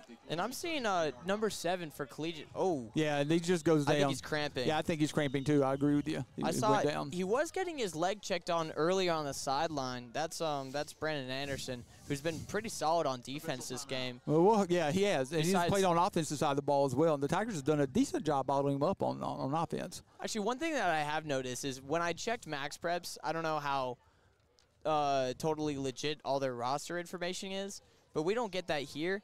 On Max Preps, they have like half of their guys playing on both sides of the ball. Yeah, there's a number of guys that do play both ways for them. I'm pretty sure they had Zay Davis at running back, linebacker, and free safety. 3 positions. So I mean that's maybe all these guys playing so much ball has been maybe getting some wear and tear down. Yeah, if you go both ways, you're definitely going to be more prone to cramp up because you're going to lose more water weight. But yeah, he looks like he's okay. Hopefully he's just cramped. So first and 10 at the 33 after the 11-yard scamper. Back-to-back 11 and 5-yard gains. Once again, trips right with the 3 main wide receivers, Sanker, Leahy, and Zell. And Davis up to the top. And, now here's a little quick pass out of Leahy. Leahy Beautiful almost juke. into the tunnel. Still up. Yeah, Leahy. They're trying to strip the ball out. Yeah, and that's what you do. If you hold him up a little bit and try to strip the ball, that'll be a gain of about 13. So, yeah, that's the little play off of that quarterback run there. That's a true RPO.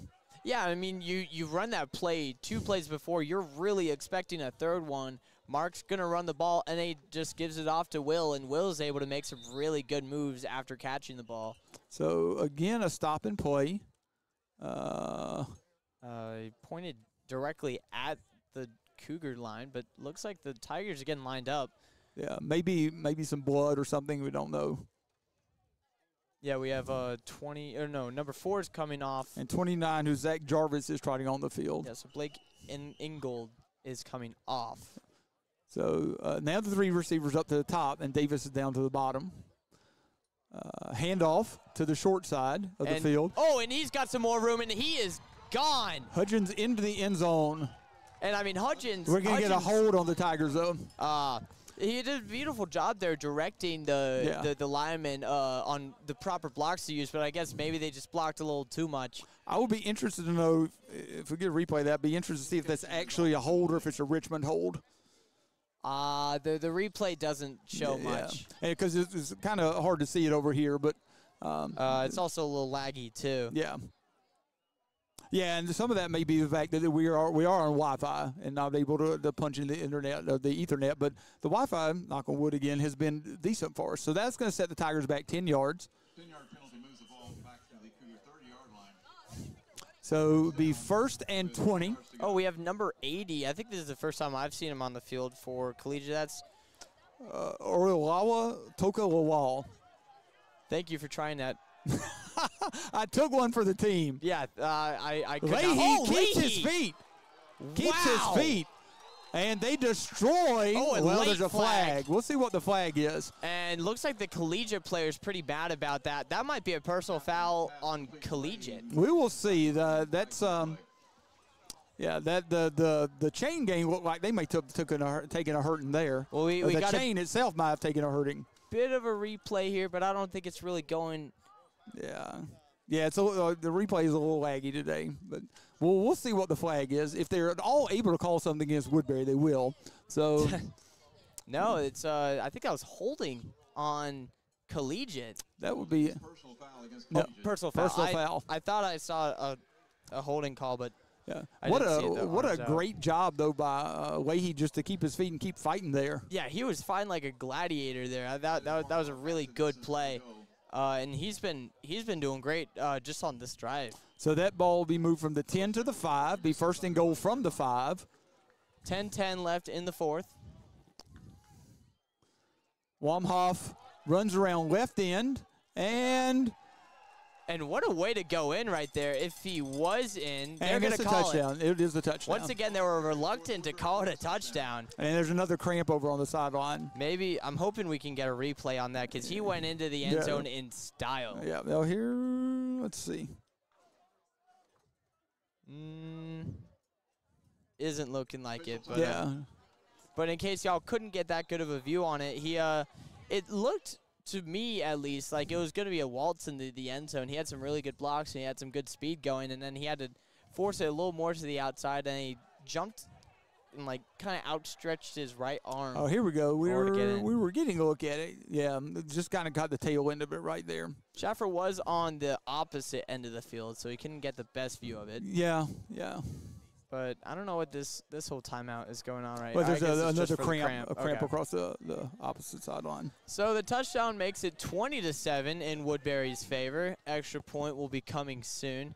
That's number 2, Harrison Baxter, who's cramped up on the opposite side. Yeah, he's looking fine and right back up. One thing that's really interesting here is I'd say that the parent sections are pretty equal here between Woodbury and Collegiate, and yeah, no doubt about that. The Woodbury parent section, there's a lot of folks in the parent section. You're exactly right. There also are a lot of Woodbury families in Richmond, so true. That's fair. True. But I really got to appreciate these people for coming out. And if you live in Raleigh or Charlotte, which a lot of our guys do, you've shortened an hour and a half off the trip to Richmond instead of Woodbury. So that's what 4 hours from Raleigh to Woodbury, maybe 5? Yeah, 4 to 4.5, probably somewhere in that range. So, yeah, definitely from Raleigh, you could make it up here in a couple hours, maybe a little more.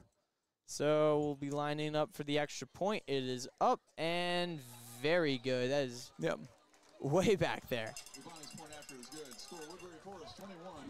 Woodbury 21-7, exactly 10 minutes left to go in the 4th quarter. And kickoff team trots out on the field. Bonnie will need to join them. Tigers have outscored the the Cougars 14-0 this half. Short field by virtue of an errant punt snap, and then a nice little drive right there. Yeah, I mean, they started, where did they start? They started around the, I think it was a 37, 38-yard line, if I'm not mistaken. So did they start that drive at the end of the third quarter? Yeah. Okay, yeah. So it's a nice little drive. Yeah. Tigers' offense looked as cohesive as they looked today during that drive. Once again, we have 29 is we have Jarvis and Arundel again. Arundel once again on the return, but I mean, if Ubani's following suit, this thing is going to be well into the end zone. Well, we've seen a couple of kicks in the end zone today. Kick hard there from the entire Woodbury team, and that kick is going to come up short, but closer to the 5. And yeah, you pretty much need to be taking these. He's going to be stopped at almost exactly the 25-yard line. Yep.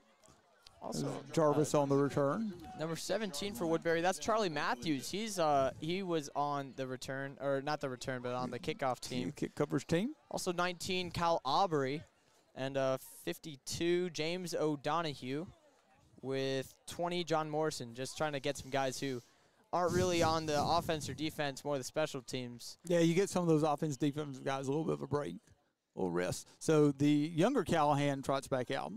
Dylan, the junior. And we have 3 wide right here, but looks like we have a tight end lined up towards the right end of the offensive line. Low snap. A decent run there by Menelik Reed. Probably 3 yards, maybe 2. Reed carries to the 29-yard line, gain of 3. 2nd and 7 for Collegiate. Collegiate things getting a little chippy. Tigers need to make sure that they keep their composure, because the last thing you want to do is be bounced out of the ball game and have to pay for that in the future also. Yep. I mean, I think Woodbury's doing that pretty well. I think it's mainly been Collegiate who's been a little more aggressive on. But it's a lot of times the second guy that gets caught. So you just that's true. You just have to mind your manners. Yeah, you have to just let it slide sometimes, even if the refs don't see it. Yeah, that's not the easiest thing to do sometimes, certainly as a teenager. But sometimes you just have to understand you got bigger fish to fry. You got plenty of time in the backfield, but that ball will come up short. And again, a good break on the ball right there by number 4, Kobe Beal. That ball had been a little better thrown. I don't know if Beal would have had a chance to get to the ball, but he certainly would have arrived at the same time that the receiver did to the ball. And just like what we were talking about, we had a little bit of a chirp in there from Nick Logan. He's going to be subbed out for Junior Saunders. Yep. Yeah, they run their defensive linemen in and out pretty regularly. And stopping the clock for Collegiate. Maybe I think they're going to call Robinson and Callahan together and say, if you guys don't get your groups under control, then I'm going to start calling some penalties. Yeah. I can tell you exactly that's what that conversation is. Said both teams are playing hard. You can cut out the shenanigans, or we'll start calling some penalties. Yeah, and I think that's good that the coaches, or not the coaches, the referees the are white cracking hats down doing on that. it. Yeah, and now Robinson's calling his group together, going to talk to him. Callahan's doing the same thing. That's exactly what you do. So that's well handled. That's a good job. It's a good job from the official, and you get your teams together and said you can cut the shenanigans, or I'm going to start calling some penalties. And that's the last thing you need. No, you start getting guys tossed out, and they're going to be sit out late games in the future as well, and it's not what you want. There's no reason for that. So we're just under 9 minutes left in the fourth quarter after the little pause to have a pep talk with the guys. Callahan takes a snap, looks to the short side. That ball is thrown, and he'll have his legs taken out from under him. Beautiful tackle there by Lucas Sanker. That's Milton Arundel with a catch. That's enough, though, that you could consider going for it. And they might need to here. You're down by 2 scores. You're substantially into the fourth quarter. I think they need to keep the offense on, and that's what they're doing. Yeah, it looks like they're keeping the offense on the field. And it's fourth and pretty short, too. Yeah, it's fourth and about a yard. But, I mean, not converting this would be one of the nails in the coffin, I'd say. Definitely not the final one, but it would be dire. Drops back. Oh, he's being rushed there. And it's picked off by picked off by Styles Harper. And they're not even going to be able to. Oh, and there's very another late flag. Very late flag. And that might be on Collegiate. I saw them kind of pushing Styles after the play. Yeah, that's a little frustration from the team that's just not very good, to be honest. Yeah. So we'll try to get the official call here. We'll see what the flag is. Personal foul. Oh, yeah. Yeah, personal foul on Collegiate. And that will add 15 yards on to the interception. Yep. Styles Harper with what I believe is his 3rd interception of the year because he had 2 in pretty short order. Oh, I think now he leads the prep in interceptions. I was checking max preps, and everybody was like, there were a ton of people tied at 2. But now with his 3rd, that brings him up to the top of the prep for interceptions. And also what's really interesting is all 5 tackling leaders for the prep league are at Woodbury. And it's interesting because they will have played at least 1 game less than all other teams. Yeah, we have less games and way more tackles. Interesting. Well, Woodbury maybe the Woodbury does a better job keeping track of that too. That's possible. True. That's very true. There actually are only 4 official teams in the Max Preps Prep League. So yeah, I could see it being just error of omission. Omission. Yes. Yeah. So looking deep now, aired up. And that's just a good little break bit up there. A little bit underthrown, and maybe thrown a little bit late. Yeah, he was looking for Leahy on the flat there, but then he said, "Hey, might as well take the shot first down." Yeah, that's kind of designed to draw that safety up a little bit with the fake to Leahy right there. So that'll be incomplete. We'll set up 2nd and 10 at the 20 after the 15-yard mark out for the personal foul. The pass was intended for Hudson Zell, who's a bit of a deep threat for Woodbury. Trips left now. Run. Wamhoff with a run pass option again, gets it out to Leahy. Leahy another good sidesteps again, lowers his shoulder. He is still going. And still moving down the field. And Leahy has just been he's been a bulldozer out there. I think Leahy's gotten ticked off by a little bit of the shenanigans from the Cougar defense. Yeah, I mean that's rightfully so. Finally, something was called on the Cougars defense with these personal fouls. And now Will Leahy's still taking it off. That's going to be 1st and goal for the Tigers. I'll be honest. It's one thing if like things get a little chippy. If you have a team that's not very good, and let's just be honest, Collegiate is not a good football team. They're not a very good football team. It's different when a team that's not very good is chippy. Because what are you being chippy about? But I mean, they're not bad. It's just the fact that they've been riddled with injuries in this game. No, you're right. They've lost both their starting quarterback and running back this game. You're correct. And even more now. 24 is looking over 74. Who's that? That's Etienne. Oh, Etienne Moore's on the field. Etienne Moore's on the field. Yeah, no, you're right. They lost their starting quarterback and running back this game. You're correct. But just more post play stuff, and this is just getting hard to watch. Yeah. Well, we'll see. Again, if you're we'll see who it's on. Personal foul, face mask on the defense. Yeah. And this is just getting dumb at this point. So it's half the distance now to the goal. The Woodbury's on the 4-yard line now. And the clock will run. This is one if you're the white hat, you just want the clock to run to get the game over. Yep. Because you want to get out of here without somebody getting into a fight. Yeah, I mean, honestly, I don't think we're at that point just yet, but I could see it escalating to that, even though Collegiate isn't really a rival of ours. I mean, they're a prep league team. Yeah. So reverse to Zell. Zell met in the backfield. Well defended right there. That's well done. And I'll bring them back for a loss of, I think. Come be close to 6. Yeah. It'll be close, 5 or 6 back down to the 10.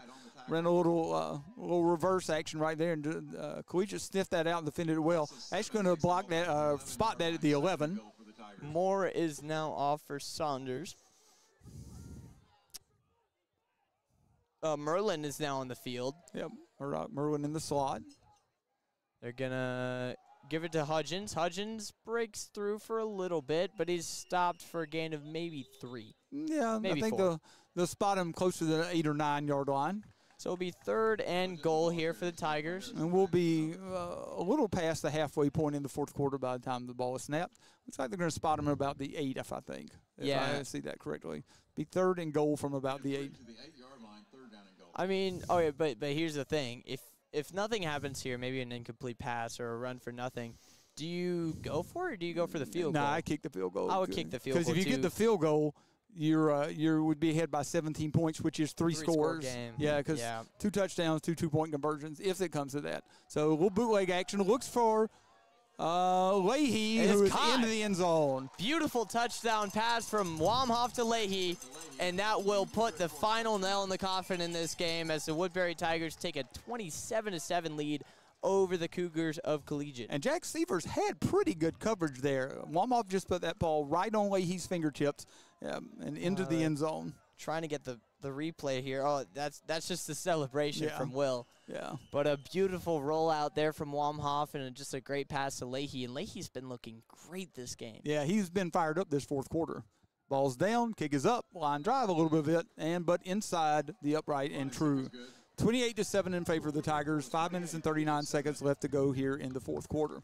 And at this point, I mean, I don't know what to do if you're Collegiate, because there's still a good amount of time on the clock, but you're down by now it's a but here's the deal. 3-score game. You have to play because your starting quarterback has gone out. Well, maybe you don't get him back the rest of the year, and your starting running back has as well. Yeah. So if you don't get either one of those guys back, well, these are your guys the rest of the year. Yeah, so that's you need true. you need to get these guys some experience. You get out there and continue to play the ball game just like it's still tied at 7. Mm-hmm. Yeah, that's a good way of putting it. It's just at this point, it's just giving them extra plays against a team that's solid defensively. We know they're pretty good defense. Yeah, we know we're solid defensively. So yeah, this will be. I mean, and, you certainly hope that Davis and Callahan are fine and will be okay when all is said and done after the game. But these might be your guys you roll with the rest of the year, and you still got St. Chris to play if you're Collegiate. Yeah. Also on the kickoff, we have Anish Roy, number 28. Number 24 is Rich Hogue. And a line drive into the end zone, well into the end zone. Wow, yeah, that was beautiful. And then also 25 is Kamari Beal.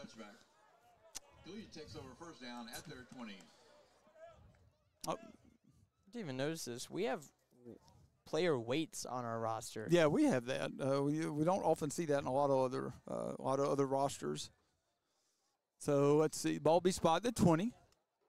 And Tigers are going to get some other guys on the field. See Malcolm Thompson out there now. Good to see Malcolm Thompson out there. Not wholesale changes, but some changes, especially on that defensive line. Dylan Callahan again out there at quarterback. Minnick Reed at running back. We have not really seen Zay Davis since he was injured in the first drive. Yeah, he's just been sitting on the sideline. Gonna do a play action here. Rolls out to his right. But he's hesitating. Now gets a pass off. It's a good pass. Shakes a few tackles. He's got a couple more. And slides down. That's Cade Ellis takes him down. Number 24, Ben Height. Yep, Ben Height. Really good play there by him, being able to take advantage of all parts of the field there. Yeah, nice job by Callahan to kind of keep his eyes down the field. That'd be a gain of 13, first and 10 from the 33. I'd say that's the first down for the Collegiate Cougars in some time. It may be this half. I'm trying to think if they've had one. Yeah. I don't think they've had one this half until then. I wouldn't be surprised. But they'll line up in the backfield once again with a fresh set of downs. Ball is handed off. And Strother on the tackle. Strother and Rissmiller. Oh, no. And there's another flag. And again, you just have to be a bigger man because you got more to play for, and Collegiate doesn't have a whole lot to play for. I think that was number 24, Ben Height, after the play, just trying to push Nick Logan, who I'll admit, Nick Logan has been a little chirpy this game. Yeah, no, Nick has been either he's taking it worse or some of it's been focused on him more, one of the two. But now it's just going to be yet another personal foul. Well, we'll see. Maybe they'll call it could be off offsetting. Flag, yeah, they could be offsetting. We'll see what the call is. Interesting that the running back still has the football. Personal foul on Woodbury. And personal foul on Collegiate. Yeah, offsetting. Yeah, I kind of figured that's what we'd probably see. So it may be time to get Nick Logan off the field and just leave him off the field for the last 5 minutes of the ball game. he just needs to take a breather. He also just, he's been doing his job. He's been doing great this game, and we just don't really need him anymore. We're up by 21 points. No, you can let Malcolm Thompson fill in there on the defensive line. So after the 7-yard gain, it'll be 2nd and 3 at the 39. 3 wide receivers lined up on the line. Man in motion. Takes a snap, rolls out to his right, looking downfield, and he's going to go to Coach Mateo. Or no, that's Coach I'm not sure which one. I think that's Coach Jessup. Yeah, that looks like Coach Jessup. Good hands by Coach Jessup. Yep. And now it's 3rd and 4 for the Cougars. Yeah, 3rd and 3 or 4. 4:32 left on a stopped clock. Yeah, Callahan just didn't have anybody open. Rolled him out to cut off half the field, rolled him to the wide side of the field.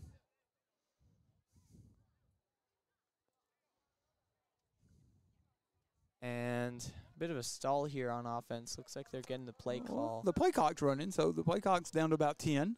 Oh, I just mean by the offense. Yeah, no, I'm just wondering if they'll get the playoff in time. Because it doesn't appear they're going to get the playoff in time. Probably have to call timeout here. Yeah, timeout. Be 4 minutes and 32 seconds left to go in the fourth quarter. Tigers up 28-7. Tigers led 14-7 entering the fourth quarter. Scored a couple of touchdowns then. Sun is finally starting to go down here. Getting the sun down a little bit.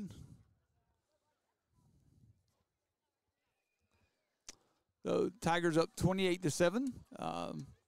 With a win today, you certainly won't assume anything, but with a win, they would move to 5-0 on the year, and would be 3-0 in the Prep League, having defeated Trinity Episcopal and St. Christopher's. Also, the only Prep League game remaining would be against Fork Union. Yeah, so I mean, obviously that would be a great start to the season. Yeah, Benedictine doesn't play in the Prep League. They play pretty much most of the Prep League teams, but they're not a Prep League team per se. Are they in the same league as EHS? No. I don't know that they actually participate in a league other than the fact that they're in VISA. VISAA. Yeah. Actually, yeah, that would be a bit of a trek if they went all the way out up to Alexandria. That's like a 4-hour drive? No, Alexandria is Callahan. Okay, no reason to take him to the ground. I think they kind of just got caught up in the moment. Yeah, I think the official realized that too, that they pretty much dropped him. Alexandria is an hour and a half to 2 hours depending on traffic. Well, it can be a 4-hour drive. Well, from Richmond. Oh, from Richmond. No, I mean if you just head up 95, it's not that bad of a drive. I guess you're right. We are pretty far out of the way at Woodbury. Yeah, it's not that bad of a drive if you just head up 95, depending on the traffic, because it can also be a 3-hour drive for 10 miles. All right, so Callahan back in the shotgun, but could potentially kick. 4th and 6 right here. Yeah. Kind of surprised they're going for it. Yeah, they are going for it. Callahan Deep floats pass. the ball. Oh, and he's got a guy open, and it's caught. Beautiful play there by number 18. That's And if Beal had just chosen to knock the ball away, it would have been incomplete. Milton Arundel comes down with it though. Yeah. That's where you got to be smarter, because what you do there is you knock the ball down. Because even if you intercept it there, you're going to lose 40 yards in field position. Yeah, that's the punt. That was on 4th down. Yeah. So you just got to knock that ball down. Not a great play there, but no, not a smart decision by Beal. Bill just saw an interception, and you can't fault the young man for wanting to intercept the ball. Not at all. But you lose 40 yards in field position, and in the end, you lose possession of the ball. Yeah, that pass really should have been broken up, though. But they'll have a fresh set of downs now back in Woodbury territory. So handed off. A little running room this time. Taken down by Cade Ellis. Cade Ellis, first man on the hit. Be a game of 5 or so. We'll be at the 3-minute mark. 5 yards. Cade Ellis on the tackle. 2nd and 5. 2nd and 5. It's important to know that the Cougars haven't had the lead at all today. I mean, it was looking a lot different in the first quarter, but I mean, like most other games this season, Woodbury just ran away with it in the second. Yeah, in the second half, they definitely are a better team in the second half, and they were today. Snap goes. Callahan looks to the end zone. Lots of contact there. Yeah, both teams kind of, and Styles Harper gonna. I thought we might get a flag. Put him in a box. Yeah. I don't think that was. I don't like that. I didn't like that one because I'm going to be honest with you. I didn't think the coverage was that great. It really wasn't. There was way too much contact there. Yeah, I agree. But I mean, you got both players jostling for the ball. You're more than likely going to get the foul called on the offense. And they're just trying to keep the game moving. Yeah. I think if this was a much closer game and maybe in the third quarter, they would probably call that. Yeah. No, I agree with you. So it would be 3rd and 5 after the incomplete pass. It was a well-placed pass, though. No, the ball was thrown well. Ball's handed off again. And I think he'll scoot close to the first down. And the near official indicates it is a first down. Read the ball carrier. So another first down here for the Cougars as the clock stops at 2:18 for the officials to set up the ball. Yep.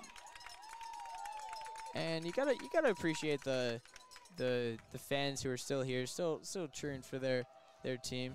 That's devotion. I think we might have taken a timeout. Yeah, I saw Coach Mateo looked like he was running a 40. Yeah, sprinting down the sideline. And he was able to go right in front of the official and call for a timeout. Yeah, it's all something he did not like. 2:04 now left in the game. Woodbury leads by 21.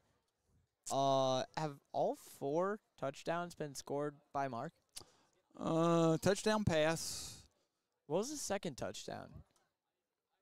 That was on the drive that we started here. Yeah, that's the sneak. The sneak. Yeah, that was the that's sneak. right. He just snuck it right in. Yep. And then, I believe Wanham has had a hand in all of them.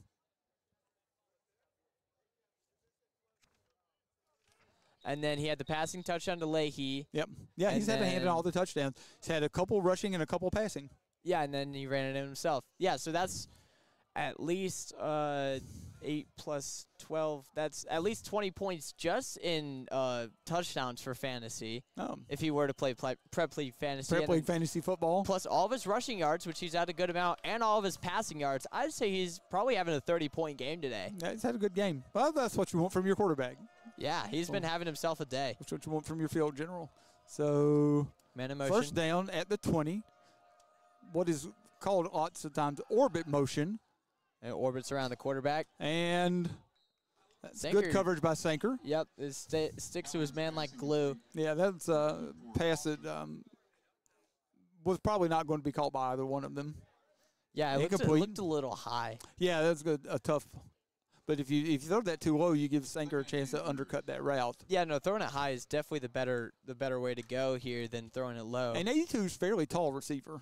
Yeah, that's Bishop Foster. Oh, and I'm looking at the No, Woodbury. it's not Orioloa Tokon Lawal. It's not him. Thank you very much. They'll line up on 2nd and 10. Drops to the backfield, looking deep. Gonna And air it out. That was going to be toward the back of the end zone. 33 a little unhappy that ball wasn't thrown his way.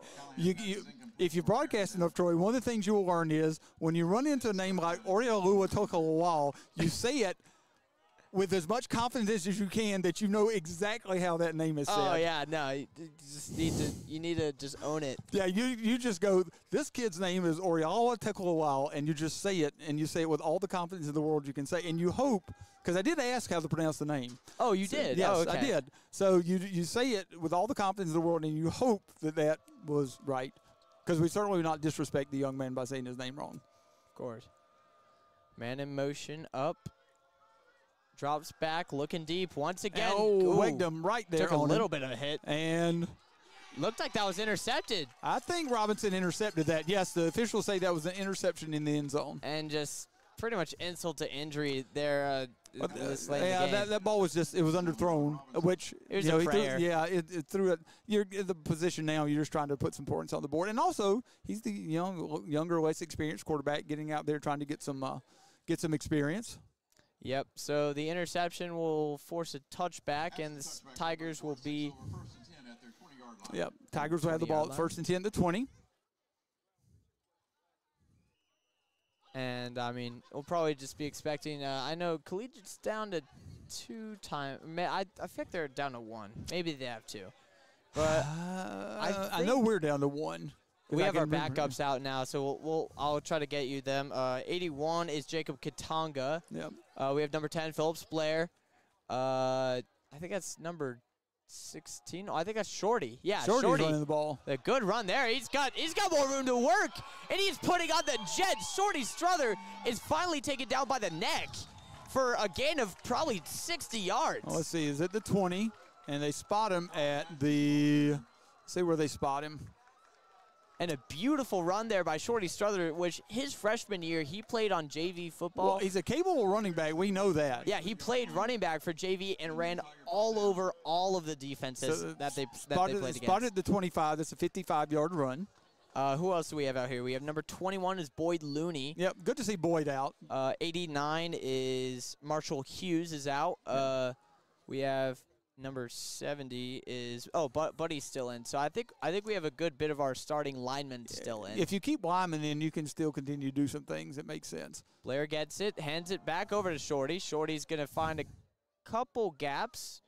And Collegiate trying to strip the ball out. Yeah, of course. Looks like he was trying to punch him. I guess maybe punch the ball. Yeah, he's trying to punch the ball out. I just thought there was more bad blood there. Clock is already down to 44 seconds. Collegiate's not taking their timeouts. No, I mean the classy thing to do, just let things run out. So a classy thing. Hopefully Woodbury will not attempt to score. Also, Joshua Lord is out, who's been playing a good amount, 79. Yep. Riker Simpson is still starting in at center. Yeah, you want to keep your snaps good. Blair gets it, hands it again to Struther. And Struther taken down after a gain of about a yard or so. By number 8, Jack Dooley. Yep.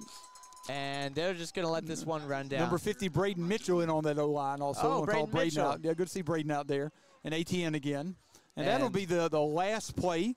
That'll take us down to the end of the ball game. And that'll be it. Woodbury beats Collegiate at Collegiate 28-7. Yeah, the game was probably closer than it should have been for a while and at halftime, but as comes down to it, the better team won because Woodbury is certainly a better team this year. It's not the case every year, but they're a better team, better football team than Collegiate is this year. Yeah, Collegiate is very well known for having pretty much great athletics they're all good around. They're good across the board. They're good at pretty much everything. There we go.